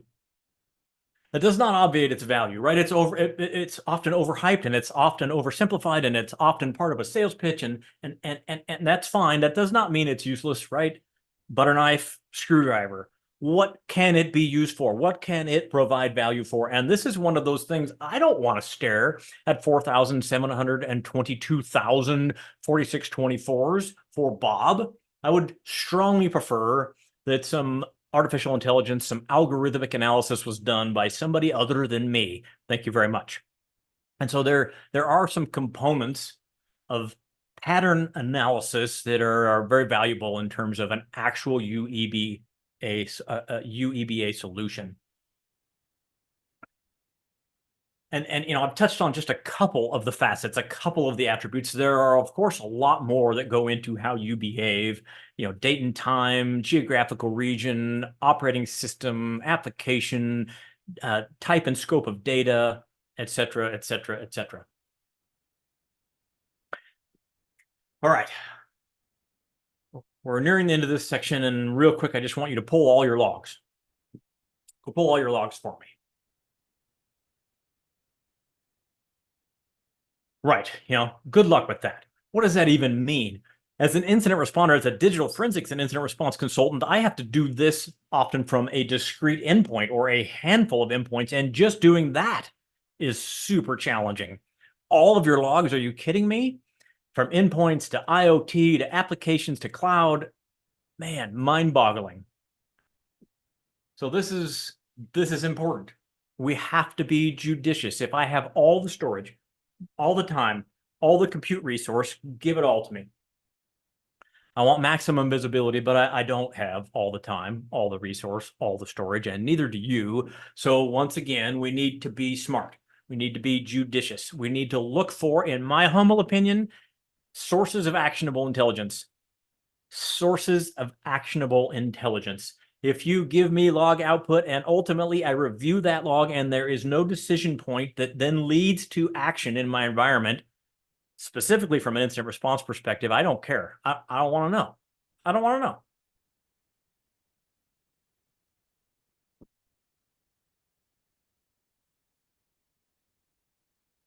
What about Active Directory? Oh boy, we could have a week-long class about this, of course. And still come out confused. In any case, Active Directory, the good news is that in most environments, most enterprise computing environments, Active Directory, we've learned to pay attention to Active Directory. We've learned that it might be a desired target for a threat actor. We've also learned that, of course, centralized authentication occurs on our domain controller or controllers more normally, and this is a goldmine. This can give us visibility into authentication across our environments. Imagine, if you will, if we did not have that and the only source of authentication event logging was each individual endpoint, then I'd just quit my job probably, or stop doing active incident response. So AD is critical. It is noisy. It's in some ways noisy in all the wrong ways in all the wrong places, but we'll talk a little bit more about that. It's hard. Doing it without UEBA is harder. Life is hard, but it's harder if you're stupid. Now, it's really hard to argue with. This is just an important component. And it is, once again, a gold mine. Keep overusing that phraseology, but from an investigative perspective, egress and auth. Egress and auth. Where am I going to learn most about auth? Active Directory. Log and Tracer can help us with this as well. And this is just some insight into some administrative user count. I love the way that it categorizes on the right-hand column, the rank of user, which user am I most interested in analyzing, types of authentication. Pretty handy tool. What I find interesting about this one, and my little note to self, or I guess more importantly, my little note to you, is if you are seeing regular utilization of administrator account, built-in administrator account, domain administrator account, and I mean the account that's named administrator, you look at this and you think, well, that's normal. We use that all the time for remote administration, interactive logins, etc. You should stop doing that. This should not look normal in your environment. And if it does, then I think you really need to work on it. Just a drill down into the rank of user and host. Again, this is guiding my investigative analysis. Where do I go from here? What looks normal? What do I need to drill down into? This is a heat map, which looks kind of cool and I think maybe has a bit of value. This is just trying to make a graphical interface to show us, again, where should we focus our analysis? User date and time range, and then number of authentications, etc. I don't find that tremendously useful, but sort of interesting. All right, hang with me. A couple more slides, and then we'll jump into another lab. I'll be fascinated to know, and this is a legitimate open-handed conversation for you all. User behavior analytics for free is a tough one. I see point-in-time analysis products, and that's what Deep Blue CLI will effectively do for us. I've seen some others that I like. And really what I mean by point in time is that we're going to use a tool like Deep Blue CLI or some others to analyze a group of EVTX files from a system or systems. And it's a point in time snapshot. It's not continuous monitoring and continuous alerting. And there are multiple solutions and platforms, but good free ones, if they exist, I have not encountered them. And that does not mean they don't exist, but they're a little hard to come by. And so what we find ourselves doing is drawing from tools like Deep Blue CLI. I'll mention a couple more as we progress through this process, to do some point-in-time analysis, to basically do poor man's UEBA, if you will, or point-in-time UEBA, which is still super valuable. Definitely not as valuable as an ongoing commercial UEBA analytical tool that is either fed by your SIM or feeding into your SIM and giving you some active alerting. Okay.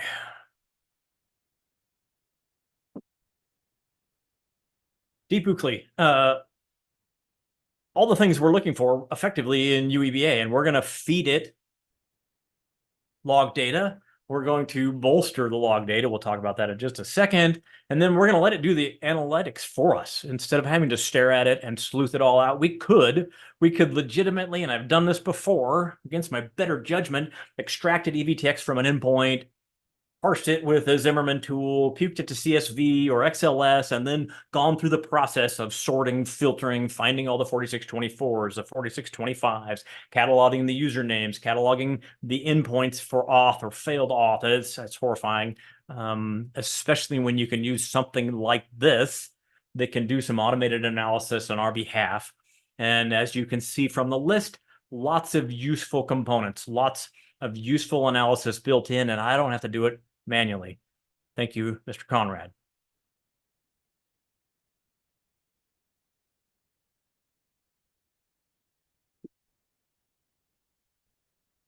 As I mentioned, we're going to bolster this. The greater level of visibility and verbosity of the data that we can feed to a tool like this, the better. Sysmon for the win. We're going to talk about Sysmon. We're going to do a lab on Sysmon. Then we'll talk about Sysmon some more. And then we'll circle back and talk about Sysmon some more. It's one of those things like, why would you not use this unless you have a better solution in play? And we'll talk again about what that means and how we can deploy it and the value of the data. But effectively, if I can put it this way, Sysmon makes the EVTX logs on your Windows system what we always hoped and wished they would be. I don't know why Microsoft didn't just do it that way in the first place. We can speculate. It's not useful. The value of Sysmon, man, I cannot tell you. When I roll in to do endpoint analysis, especially if there's no EDR available, no deep telemetry into the endpoint, and I find out they're running Sysmon, it's another one where I want to hug them and or send them burritos because it's just monumentally valuable. We'll see that in action shortly.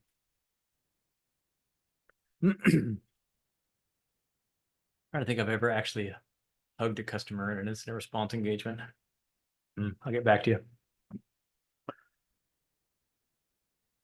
So here we are, executing the deep blue PowerShell script against security EVTX. And it really is just that simple. We can do that, of course, on the system in question. More than likely, we would have gathered these EVTX from some other source. We might gather security EVTX from multiple endpoints, and then we just let her rip. We let deep blue CLI do whatever we want or need it to do, and it does the automated analysis. And again, let's say you have no idea what a 4672 is. If you have no idea what that is, which one of these should you look at? Which one of these would you investigate? Knowing nothing else. Now, it's pretty clear, right? There are some significant outliers. And even if you don't know, we can take a look. Oh, multiple admin logins for one account. Well, that sounds fascinating. And then we might derive a little additional information from looking at Bertha.Schultz. This is all done for me, again, automatically through the scripted process, which is pretty cool, pretty straightforward, pretty lightweight.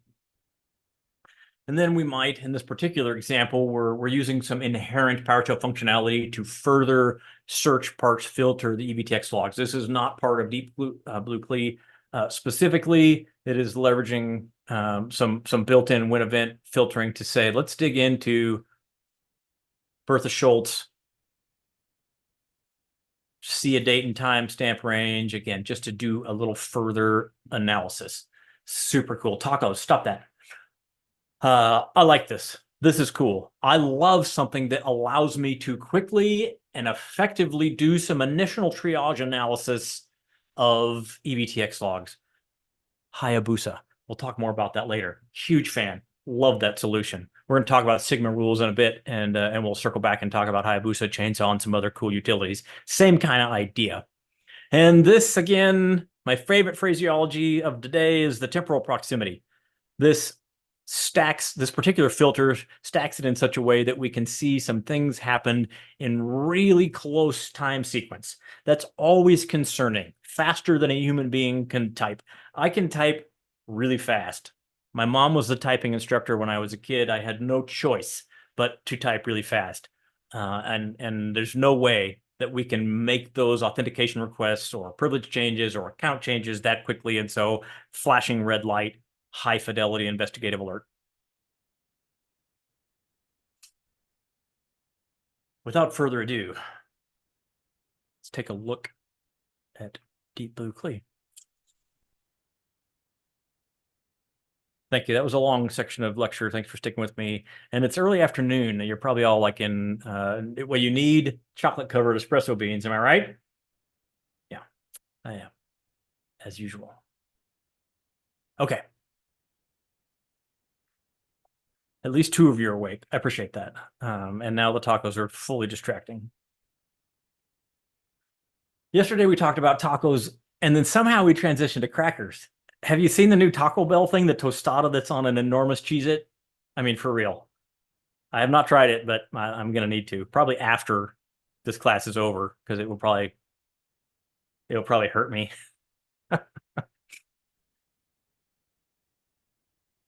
Deep Blue CLE. Let's take a look at this. Let's walk through it quickly. You'll do it on your own. We'll circle back and dig deeper together. Terminal as administrator. If that doesn't work, don't forget. You can head to start. You can launch them discreetly. We're going to do a command prompt, which I already have in place. We're going to change to the venerable tool. Oh, I'm already in the tools directory. If you're not in the tools directory, you're going to change to the venerable tools directory. Then we're going to invoke PowerShell. We're going to set execute Q tab. Thank you very much. Unrestrict tab. Thank you very much. Looks good. We're poised. Then we're going to do what we just did on the last slide. It's extremely complicated, as you can see. We're going to invoke deepblue.ps1 against new user security.evtx. When you're prompted, whoops, I didn't really mean to do that. When you're prompted, you should click enter R, mash the enter key to allow this to run, and then visualize the output with the goal of, irrespective of what you know, where would you go next? Does this look suspicious? Does this look unusual? Hint, hint, hint. Do threat actors create new user accounts potentially for persistence and or lateral movement? And really, you know what? The important answer to that question is maybe. How often do users create new users on their Windows endpoint? That really is the question, in my mind, in terms of high fidelity actionable alerting. That should not happen very often. It should almost never happen. Hopefully your users don't even have privilege to do so, but this should stand out. New user account creation, especially in temporal proximity to some other issue, alert, or investigation, and this becomes extremely, extremely important. We've got a couple different compendiums. We got a password guessing set of EVTX. We've got a password spray set of ETX. Those are, of course, semantics, but we'll see slightly different attack patterns in our logs. And last but not least, and you can stare at this one for a few minutes, probably for quite a few minutes, to take a look at obfuscation and encoding that's found in EVTX. This is, if you have no other clues and indicators, this is a fascinating thing to look at for in-plane analysis in your environment, to take a look at obfuscation. Some of the common obfuscations, you'll probably find obfuscation, legitimate obfuscation, PowerShell in particular, in your environment. And the first time you see it, you're going to freak out until you realize it's a legitimate interaction with your EDR or something like that. So definitely worth taking a peek at. Let's do 20 minutes. That again should give you plenty of time to step through this lab, give you a few minutes to take a break. Then we'll circle back and talk about a few more quick topics, and we're nearing the end of the day. So hang with me, move around a little bit, get something to eat or drink, and we're nearing the end of the day. So jump into this lab, and we'll talk to you in about 20 minutes.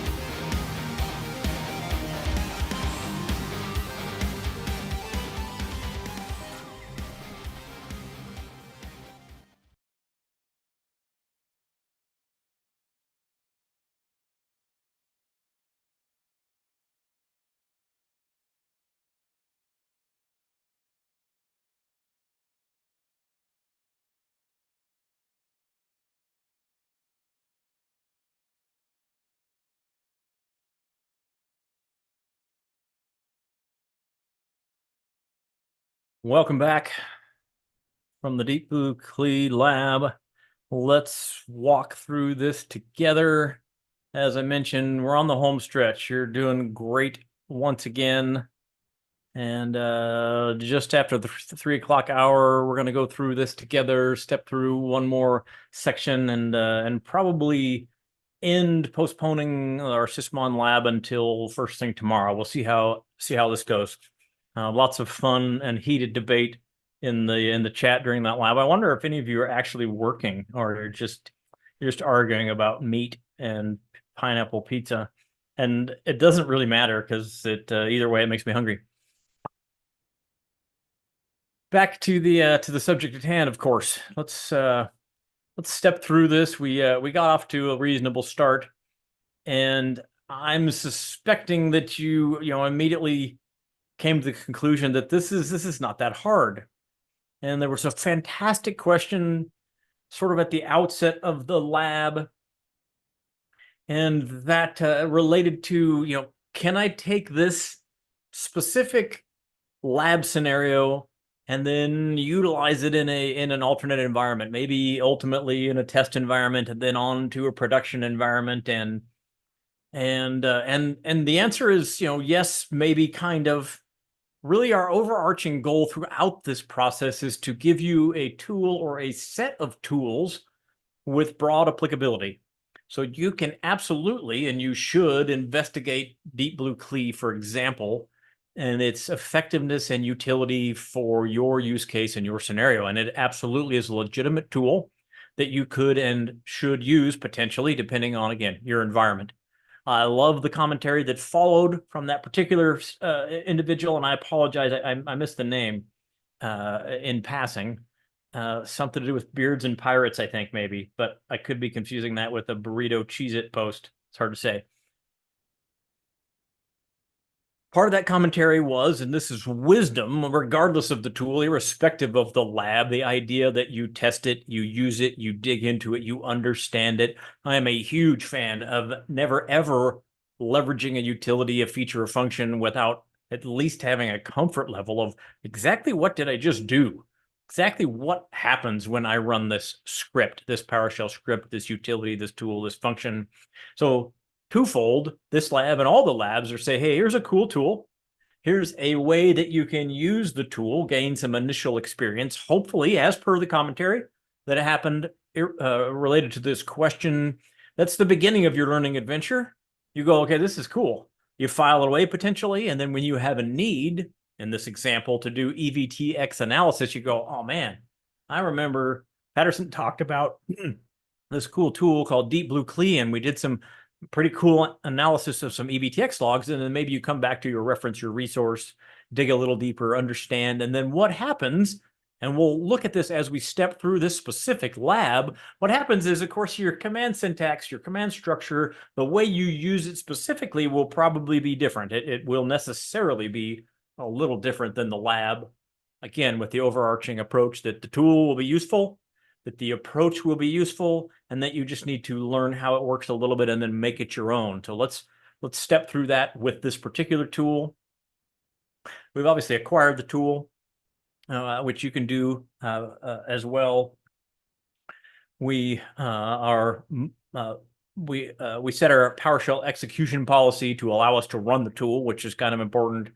We navigate to where we've stored the tool. That might be different for you, right? You probably aren't going to download it and put it in the tools folder. Maybe you will. I actually use tools folder on the root of my forensic analysis systems pretty frequently, so that might be totally applicable. We're moving into PowerShell, setting restriction policy so that we can run it, and then we're running the script, which is what you would do if you were going to leverage this tool, and we're giving it the path to the event logs that we've stored. So that would be different probably for you and your environment. Often for me, when I deploy an analysis system, I have a root drive with my tools, and then I have a data drive specific to my case. And so I might create a case name and then a subfolder for a host, and then it may be a subfolder for event logs. And I would place the event logs there, and then I would run the tool, Deep Blue CLE, keep going until I get the right one. Oh, I'm not in the right directory. I should change to the right directory. my demos work better if I do that. Deep blue CLE PS1. New user. Yes, please. And then once again, realistically, I am looking for the next thread to pull on, the next clue, the next investigative step. And pretty clearly, I have some investigations to do on this system related to creation of a new user. Is that normal? Is it allowed? Is it authorized? Control L to clear the screen, up arrow to repeat my command. I'm just going to back out that script. And now I want to do SMB pass. Tab complete. And this specifically is looking for SMB password spray. As we did a password spray earlier, this is a potentially typical attempt at privilege escalation and or lateral movement. Threat actor gains access to a box, finds themselves with access to a Windows system. They might then attempt password guessing against SMB services on another system to enumerate accounts, to basically do like a password spray against an internal environment. Run.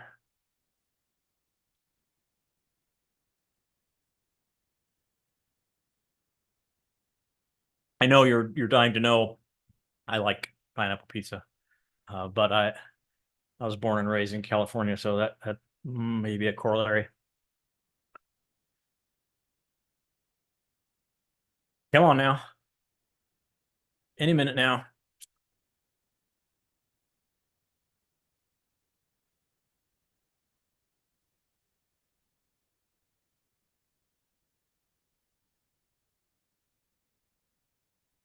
I need to quantify the time required to instantiate an anecdotal input or corollary story.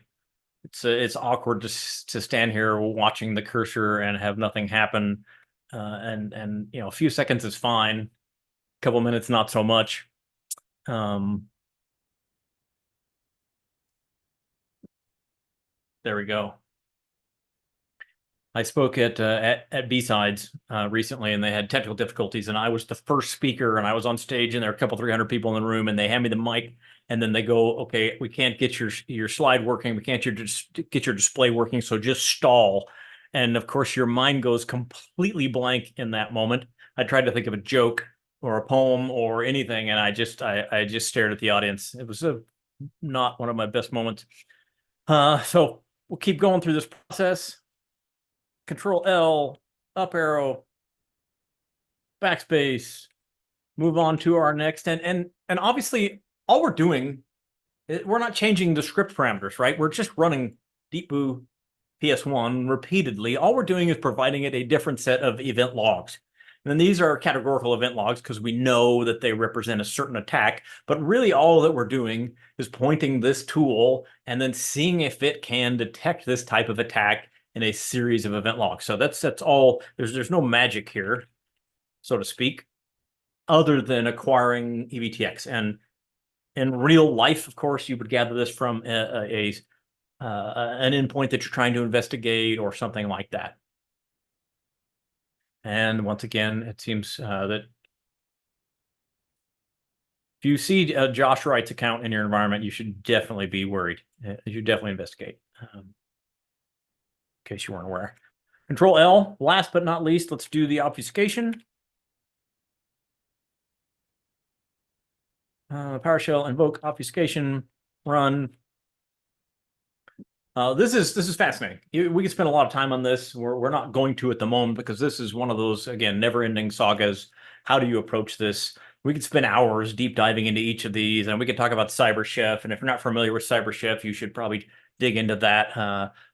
This is just, again, a way to find abnormal in a compendium of EVTX logs. Sometimes, you know, all obfuscation, all encoding for PowerShell is not evil. Base 64, I pick on EDR because, you know, Sentinel-1 in particular will actually execute endpoint actions through base 64 encoded PowerShell scripts.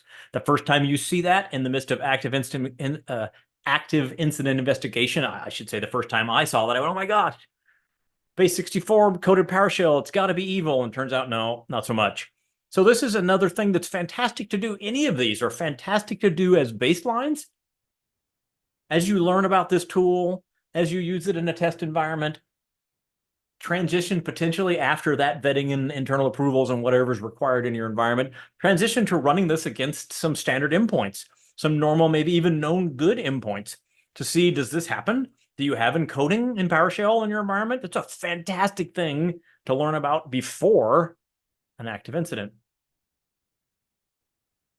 All right. That concludes our foray into Deep Blue CLI. We have one more section to go, so hang with me.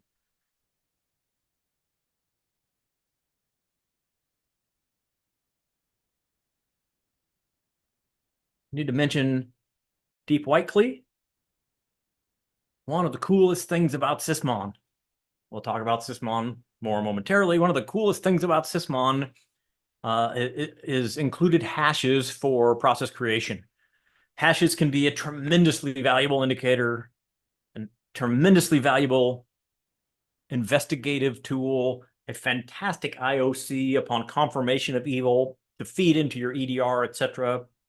And so PWYC CLI extends the functionality of Deep Blue CLI to incorporate review and ingestion and review of hashes, and then potentially, if you want to, submitting those hash values to VirusTotal, which can be really, really useful. I find this honestly to be a really, really exceptional adjunct.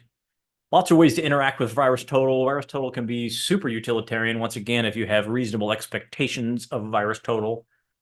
I had a more junior analyst recently take an IP address they suspected to be evil. It was 192.168.1.1. They took that address, they dropped it into VirusTotal, and they got I don't remember, it was either 1 or 2 hits that address is evil. And unfortunately, it completely confused them. They didn't understand how private IP addressing works. And if you're unfamiliar, that's okay. Don't worry about it. It was a fantastic learning experience, honestly, because that address can only be used internally. It's non-routable. I suppose it's possible it's evil in your environment, but generally speaking, that it was, I guess, I hate to say it was a false positive after my previous discussion, but you get the idea. VirusTotal can be misleading, but at the same time, if you're looking for broad strokes, identify, has anybody seen these hashes, these files before? Known bad, known good can be super useful. And you can register and get an API key for free. You can also spend a lot of money and engage in some VirusTotal enterprise plans, but you don't have to do that necessarily. So just a side note, hashes from process creation, super useful, potentially feeding those in bulk to an extent through free API integration. You got to be careful because you have limited timing and limited submissions, but there are some ways to use that for bulk analysis on an endpoint. It can be pretty illuminating.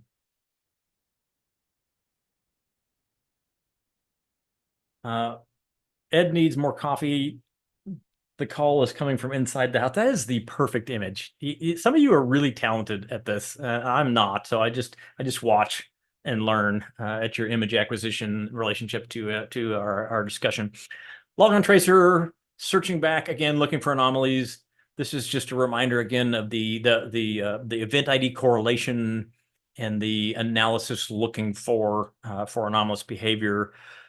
Imagine, if you will, the combination of some of these tools, using logon tracer in conjunction with a Deep Blue CLI, PWYC CLI, whatever, giving you 2 different potential looking glasses, analytical approaches to the same sort of data, to the Windows event log data, can be super, super helpful. Might complement one another nicely. You might start in one and lead to deeper, different analysis in another. Okay, one more section. Again, hang with me.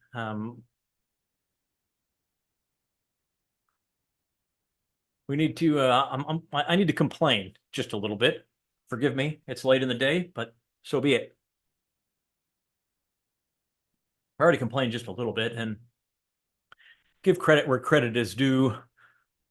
Audit log visibility, event visibility into a Windows system or a Linux system is it's not easy. I can't imagine being responsible for actually creating this sort of paradigm, this foray into what's meaningful, what's useful. And then you have to, not only have to accommodate what I would like, you have the system developers, you have the application developers, you have the auditors, the security practitioners, the IT folks, and I just need to see all the things.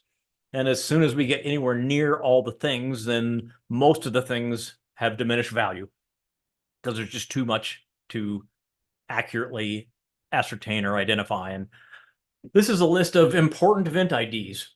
And this is important. This is really important as we step through this process, as we identify important and or useful events. It's really important that you're sure that those events are captured in your environment. Are they captured on the endpoint? Are they forwarded to your centralized logging through your SIM? Captured through your EDR? How long do you keep them? Do you keep them for 7 days, 14 days, 90 days? I'm telling you that 7 to 14 days is really, really short. Active incident response, that is not enough time. So those are things that you need to wrestle with. You need to think about. Do you need them? Yes, you need them. Do you have them? Yes or no? How long do you keep them? Sorry, those are important questions. Wrestle with this. You don't want all event logs. You don't. Back to my forays, check out my GitHub. And I'm not trying to self-promote. I'm just saying I spent a lot of time, energy, and effort trying to figure out which artifacts matter, specifically which event IDs matter. And then I've built specific components leveraging CAPE in particular, Velociraptor and CAPE, to extract those from an endpoint. And it's a challenge, and it changes pretty frequently. So here's some good ones, obviously. 4624, 4634, log on, log off, access control list changes, object access, account lockout, application of special privileges, Kerberos authentication related events, etc. We don't need to deep dive into all those, but this is at least a starting point, an initial compendium. It depends a little bit on what you're looking for. And so that's part of why I've bifurcated, again, in reference to my my rapid triage workflow and my Windows malware analysis. Those are sort of different. And so you may need to tweak this and tune this based on what it is you're trying to monitor, maintain, to find. But trust me on this one, it's worth the time, energy, and effort to circle the wagons, your IT security department, and say, wait. What is important to us? Are we collecting it? Where are we collecting it? And how long are we retaining it?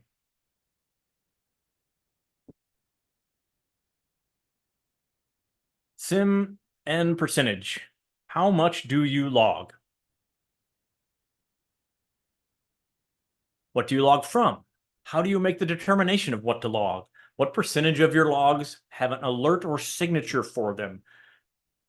Dare I suggest, what percentage of your logs have an alert or signature that are high fidelity, accurate, and provide actionable intelligence? I mean, that's the dream, right, of the SIM, single pane of glass, actionable intelligence derived from high fidelity alerts, sold. How many of you have achieved varying degrees of success? This is hard. Many of us pay for our centralized logging and analytics platform through events per second. Events per second. What does the vendor tell you you should log? Well, everything. All events. Tiny conflict of interest, perhaps? That's hard. Quintessential example, and I've seen this argued many times, and I'm not sure exactly how I feel about it. It's just a good example of, do you log inbound firewall denies for your perimeter firewalls? What actionable intelligence would you derive from inbound firewall denies in your SIM? There's an argument that there are things that you can and should do, but will your organization actually take action based on inbound firewall denies? That's the conundrum. And again, that's not a discrete question and answer. It's just, that's the kind of thing we have to wrestle with and then make some logical determinations, because it costs money, time, energy, effort, etc. Let's talk about a handful of logging components. Command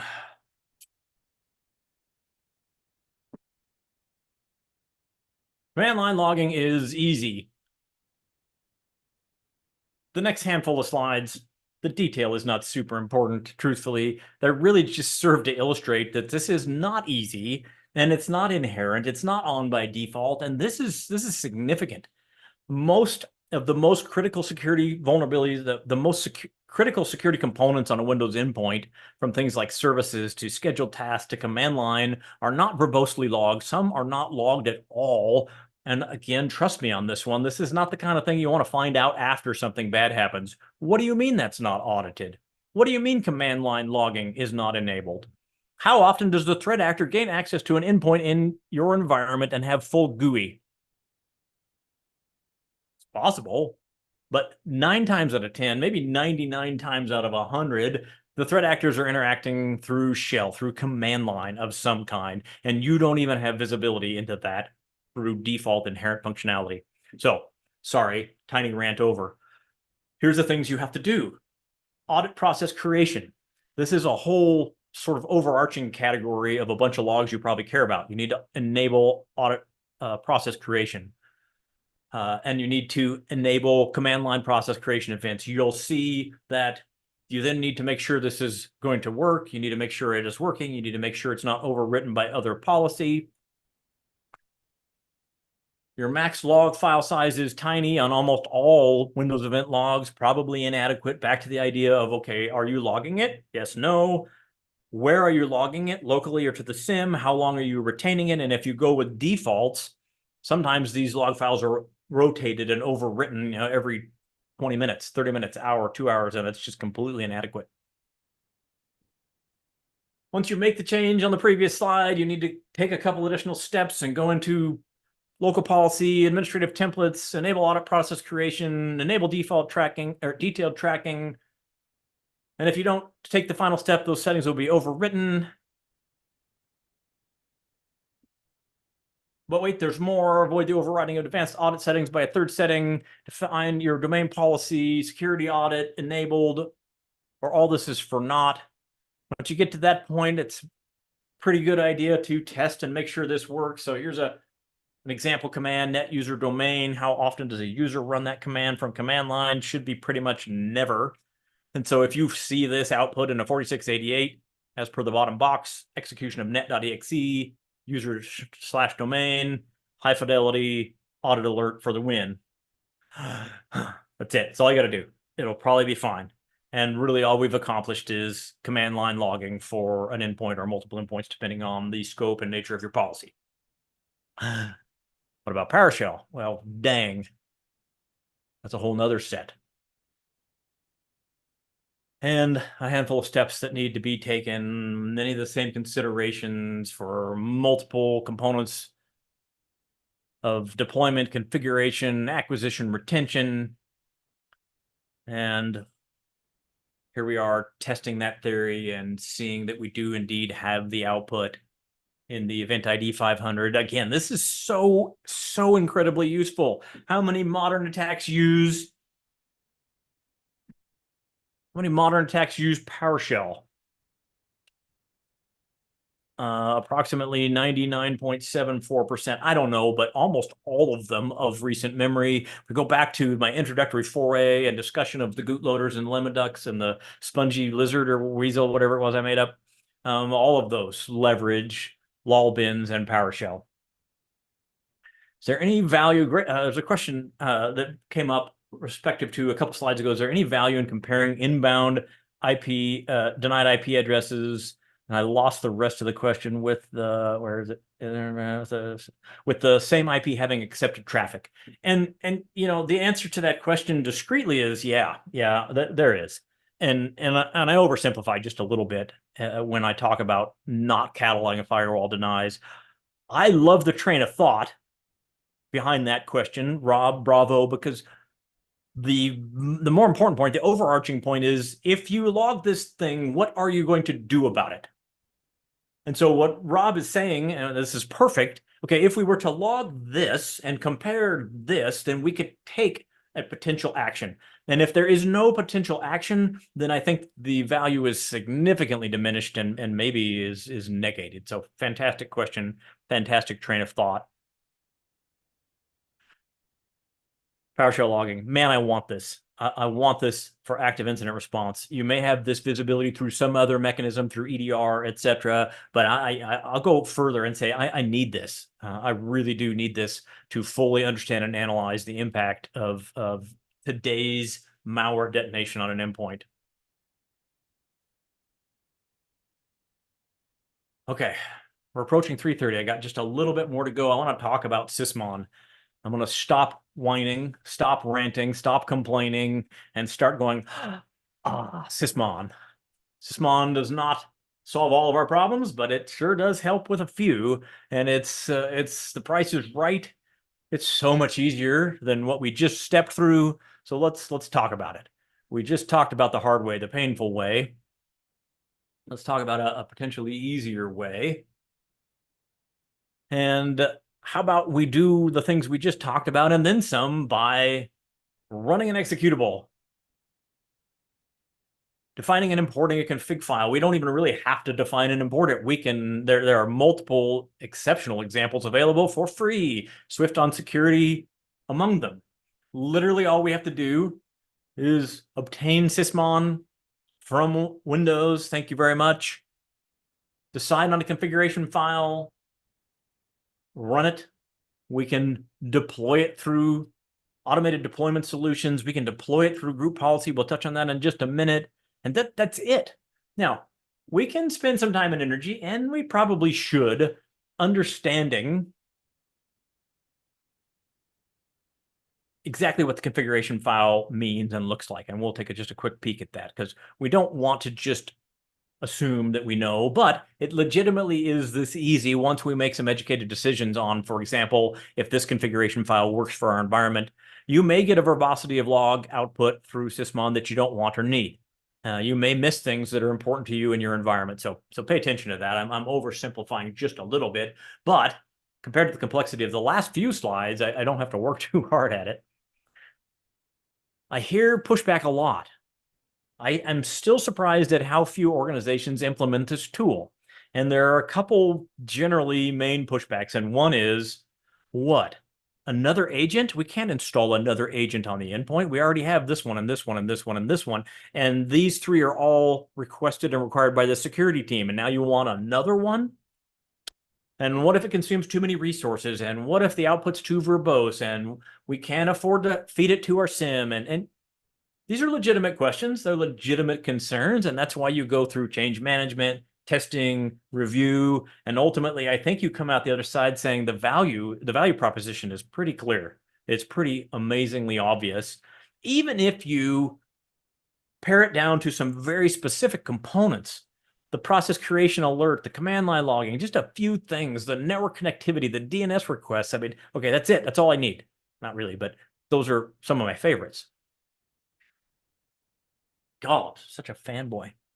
Sysmon tattoos? Huh? I know you were thinking it. Fire it up.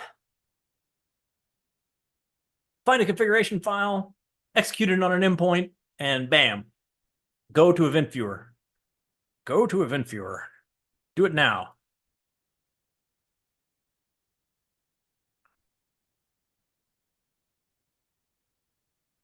In case you're not aware of this, and I'm lazy, so if I expand application service logs, Microsoft Windows, and if I click on a heading below and I start typing Sysmon, I can jump there without having to scroll all the way down. Process create rule. This is so cool. This is so amazing. Every process that executes, I see the parent process, I see the file hash for the executable,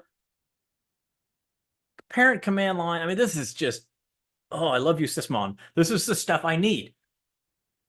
I feel like I hope nobody knows how easy this is. I go to do endpoint investigation and they want to know, how did this happen? And I go, are you using Sysmon? They're like, well, yeah. And I go, it'll take me a while, but I'll figure it out. And then a couple seconds later, I'm like, I figured it out. Worth its weight in gold. Worth twice what you pay for it. Process create. This is tremendous. This is just, why is this not inherently enabled? I don't know. but it's not. And the day you need it, man, you're glad you have it.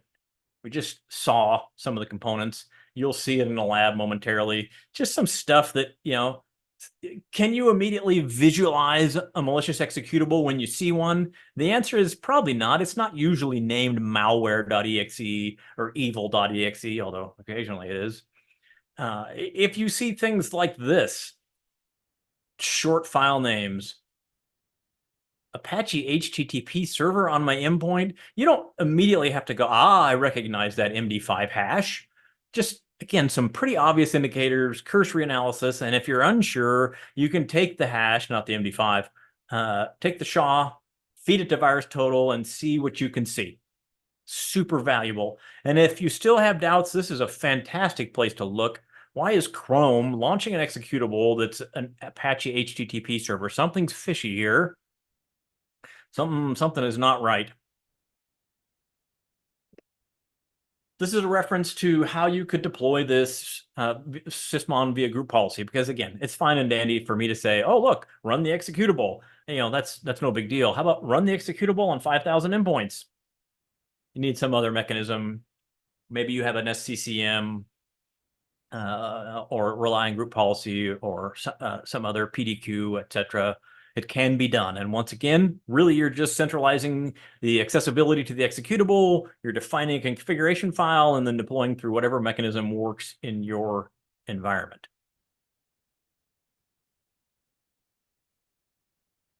What do you do with it? Okay, that's fine. Remember the essential questions we asked moments ago. Are you capturing the log data? Number one. If yes, where are you capturing it? Where are you storing it? Just on the endpoint or someplace central? And then, of course, the third significant component is how long do you keep it? How long do you retain it? Those are important questions. If you have no other solution, art of the possible, art of the attainable, the next best, just run it locally. If you give me nothing else, I will be thrilled to find it on box. That's not ideal, but it's a heck of a lot better than inherent built-in Windows EVTX logs. You have some choices, WinLog, Beat among them. This is a solution that will allow you to forward your endpoint logs to a centralized location, an elk stack, a SIM, some other kind of repository. That's something that you need to think about. And there are obviously a handful of different options.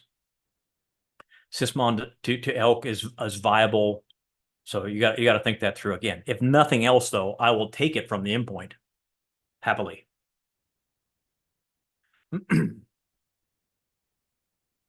Just a really quick foray into how do you make some sense out of this output analysis. Obviously, we looked at some fairly simplistic examples. I'm here to tell you experientially, based on recent forays and investigations into current malware strains, a lot of it's not mysterious. It's just not mysterious. If I were to show you the commands associated with a bootloader, for example, you wouldn't go, I can't tell whether that's legitimate or not. You'd be like, oh my gosh, evil. It darn near called evil.exe. Not really, but it's not that mysterious. But there are some complexities, some variations, especially when we're dealing with large volumes of data. And SOC Prime is one of a couple we'll talk about briefly. An attempt to take a compendium of artifacts, a large composite of artifacts, and then determine the techniques that are represented. So different approaches to leveraging PowerShell and different approaches to PowerShell obfuscation and or encoding. Those are changing all the time. They change as we speak. Truthfully, I mentioned Bootloader. Bootloader from today will behave slightly differently from Bootloader for day after tomorrow. That's just a malware strain in case you're wondering. And so it might change the way they encode as soon as the AV EDR vendors of the world determine some pattern in the encoding used by Bootloader yesterday. They'll tweak it, tune it. But even if they do that, and even if they evade the signature detection based on that new encoding, they're going to do some of the same things. They're going to use PowerShell. They're going to use, currently, I think it's 10 command and control domains within that PowerShell statement. Up to a point, there was an XML or an RPC file component that was called from C2, and those things remain constant. They're trying to tweak and change multiple components, the attributes, if you will, but the techniques remain largely the same. And so again, SOC Prime, Sigma as well, they're trying to identify commonalities in the attributes to identify a technique, because the techniques are likely to be more static than the actual encoding mechanism or the actual command line syntax, which is pretty fascinating, kind of cool.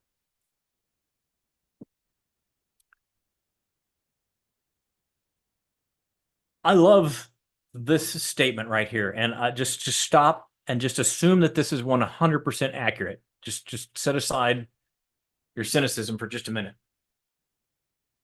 Generic signature format for SIM systems. That is just a beautiful concept. Am I right? I mean, for crying out loud, what a wonderful idea. What if we could just all agree on signature and query syntax? It would be marvelous. That would be marvelous. This is an attempt to create generic signature format that work cross-platform. And the cool thing about this is that it can be leveraged and or incorporated with other tools. I mentioned Hayabusa, and it's a tool that leverages Sigma rules to find evil, to find badness in EVTX logs. Once again, if you're interested, you can check out the Rapid Triage workshop, Rapid Triage workflow from my GitHub. I'll share that if I haven't already, can't recall. And that leverages Hayabusa as a component of CAPE to do some really cool EVTX analysis, kind of like Deep Blue CLI, with a little bit more logic and the application of Sigma rules to help you find evil. Chainsaw is another option. Yeah, I was gonna say there are a couple different kind of Hayabusas that I like. One is a Suzuki and one is a security tool. Peregrine Falcon, I think, Hayabusa, Japanese for, anyway, it doesn't matter. You should check it out. It's very cool, and it leverages this sort of feature function technology to make quick work of EVTX analysis at scale. I like it. Almost done, for real. Seriously, don't leave just yet. What about Exchange logging? Oh gosh, are you still using Exchange on-prem? Are you? Don't tell me. Don't put it in chat. Don't want to know. This is significant, you know, and we've sort of just scratched the surface for your logging. It's an overarching perspective. It's a methodology, if you will. Don't just assume it's on, and then if it's on or you need to turn it on, don't just assume that all the log values are equal. Give it some thought. Think about how this works out. There are lots of bad things that occur in and around Exchange. I mentioned business email compromise is the new ransomware, and at the risk of sounding trite, it's just a bit of a truism that this is so frequent. So if you don't have visibility into your email logging systems, heaven help you. Same thing holds true for M365, by the way. Make sure you are logging, auditing, retaining the things that are important to you, and do it before you have an emergency. Thank you.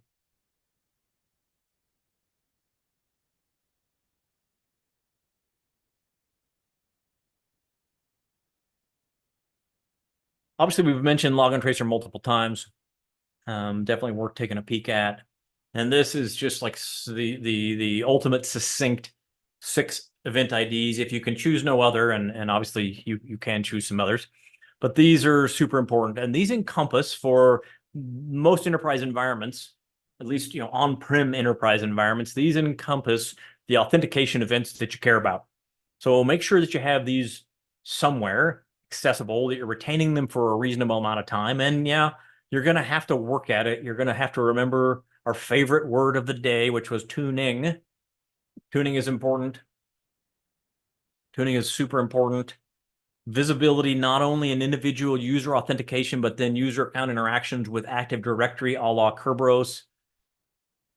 Active Directory is Kerberos LDAP based, with ticketing as a normal component of service interactions. So we need to pay attention to this. This is pretty important. And we're a quarter to the hour. And so I'm going to propose, because you're tired and I'm tired, been a fruitful, productive day, covered a lot of ground, set the stage for the value of Sysmon, And I think honestly, the Sysmon lab will dovetail nicely in tomorrow's introductory conversation, which is advanced endpoint protection. So we're going to, I'm going to postpone this lab till tomorrow. We're going to call it a day. We have a few minutes for some Q&A. We're going to be effectively done with today's regularly scheduled content. So if you're exhausted, tired, just can't wait for a taco, burrito, pineapple pizza, then fairly well. We're going to pick up again tomorrow, noon to 4. Again, we'll start off by doing the Sysmon lab. I'll walk through it with you initially, let you jump into it straight away after a brief recap. And then we'll transition into endpoints because, I mean, endpoints, yeah, we probably care about AV, EDR, endpoint protection, I'm thinking. So let's be done. Let's be done with lecture for today. And let me know if you have questions, you have thoughts. Circle back. I apologize. I think I might have missed a couple questions in the Discord, so don't hesitate to regurgitate those questions. And we have just a few minutes to yak. And again, if you're ready, then we'll see you tomorrow. Oh yeah, let me drop my GitHub in there. It's kind of tiny and not that exciting, but there are a couple things that I've spent a fair amount of time, energy, and effort. I created this for myself, just to be completely frank. So manage your expectations accordingly. We're done.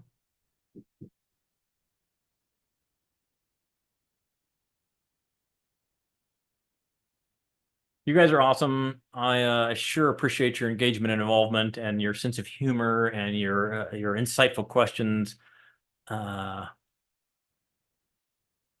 Is logon a question from Fernando? Is logon tracer only for Windows? And that's a fantastic question. The only thing I've leveraged it for is for EVTX analysis, which would make it Windows specific. And now I'm scared. I would suspect that there's Linux functionality for that, but I don't honestly know. Now I got to find out. Thanks for the homework, Fernando. Fantastic question. Anybody know? Does it do any authentication analysis for other platforms? I think is what Fernando means. Maybe I'm wrong. But yeah, the Windows analysis is the only thing I'm familiar with. Looks like maybe the audience is saying that we can probably run it on multiple operating system platforms, but EVTX primarily for the analysis. Thank you, Fernando. Great question.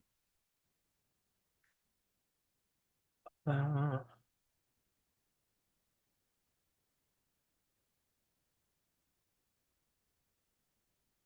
I'm tired. Are you tired? Is it fair to be tired? Let's just go with yes. Now you're going to be quiet. I'm just kidding. Sharp Dog is tired. Taco or 2 or 3 or 4 or I got a condu from potential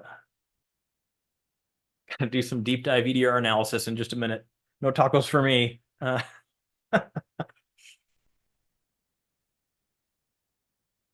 right, stop that.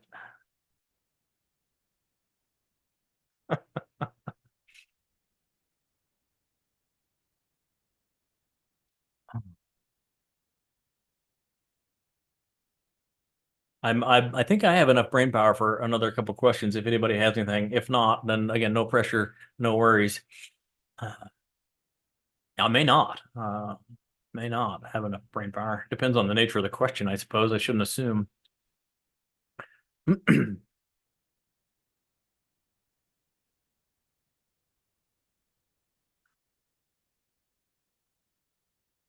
Awesome. Thank you, Sophia.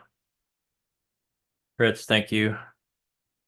I appreciate the kind words and positive encouragement. It doesn't look like there's any questions. So I would say people are typing now. Don't make me a liar, guys. But I would say we can go ahead and end it for today. Oh, wait, a little more about Splunk versus Sentinel. Oh boy. No. Is that just too deep of a question? Oh man. Boy, howdy.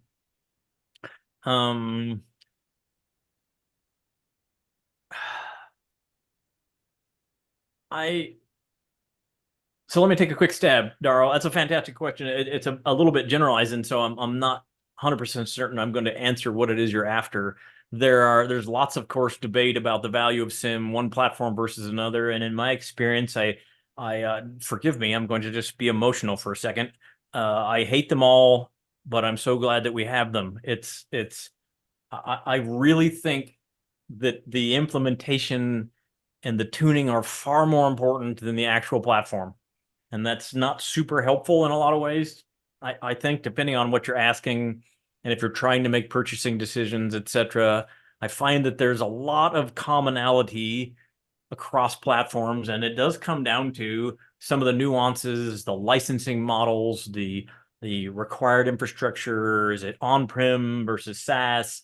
Lots of different flavors and variations of implementation of Splunk versus Sentinel versus Elk, and a couple things I would suggest that you probably have some architectural infrastructure decisions already in place. And what I mean by that is, are you already using variations of Elk or Elk components in your environment? Are you primarily an M365 shop? If you are, I would strongly look at Sentinel, sort of path of least resistance. And then regardless of what you do, define realistic internal expectations. And what I mean by that mostly is it's going to take a lot of time, energy, and work to tune it and to make it work well for you, to provide that actionable intelligence and high fidelity alerting. And if that's not what you were asking, then clarify for me.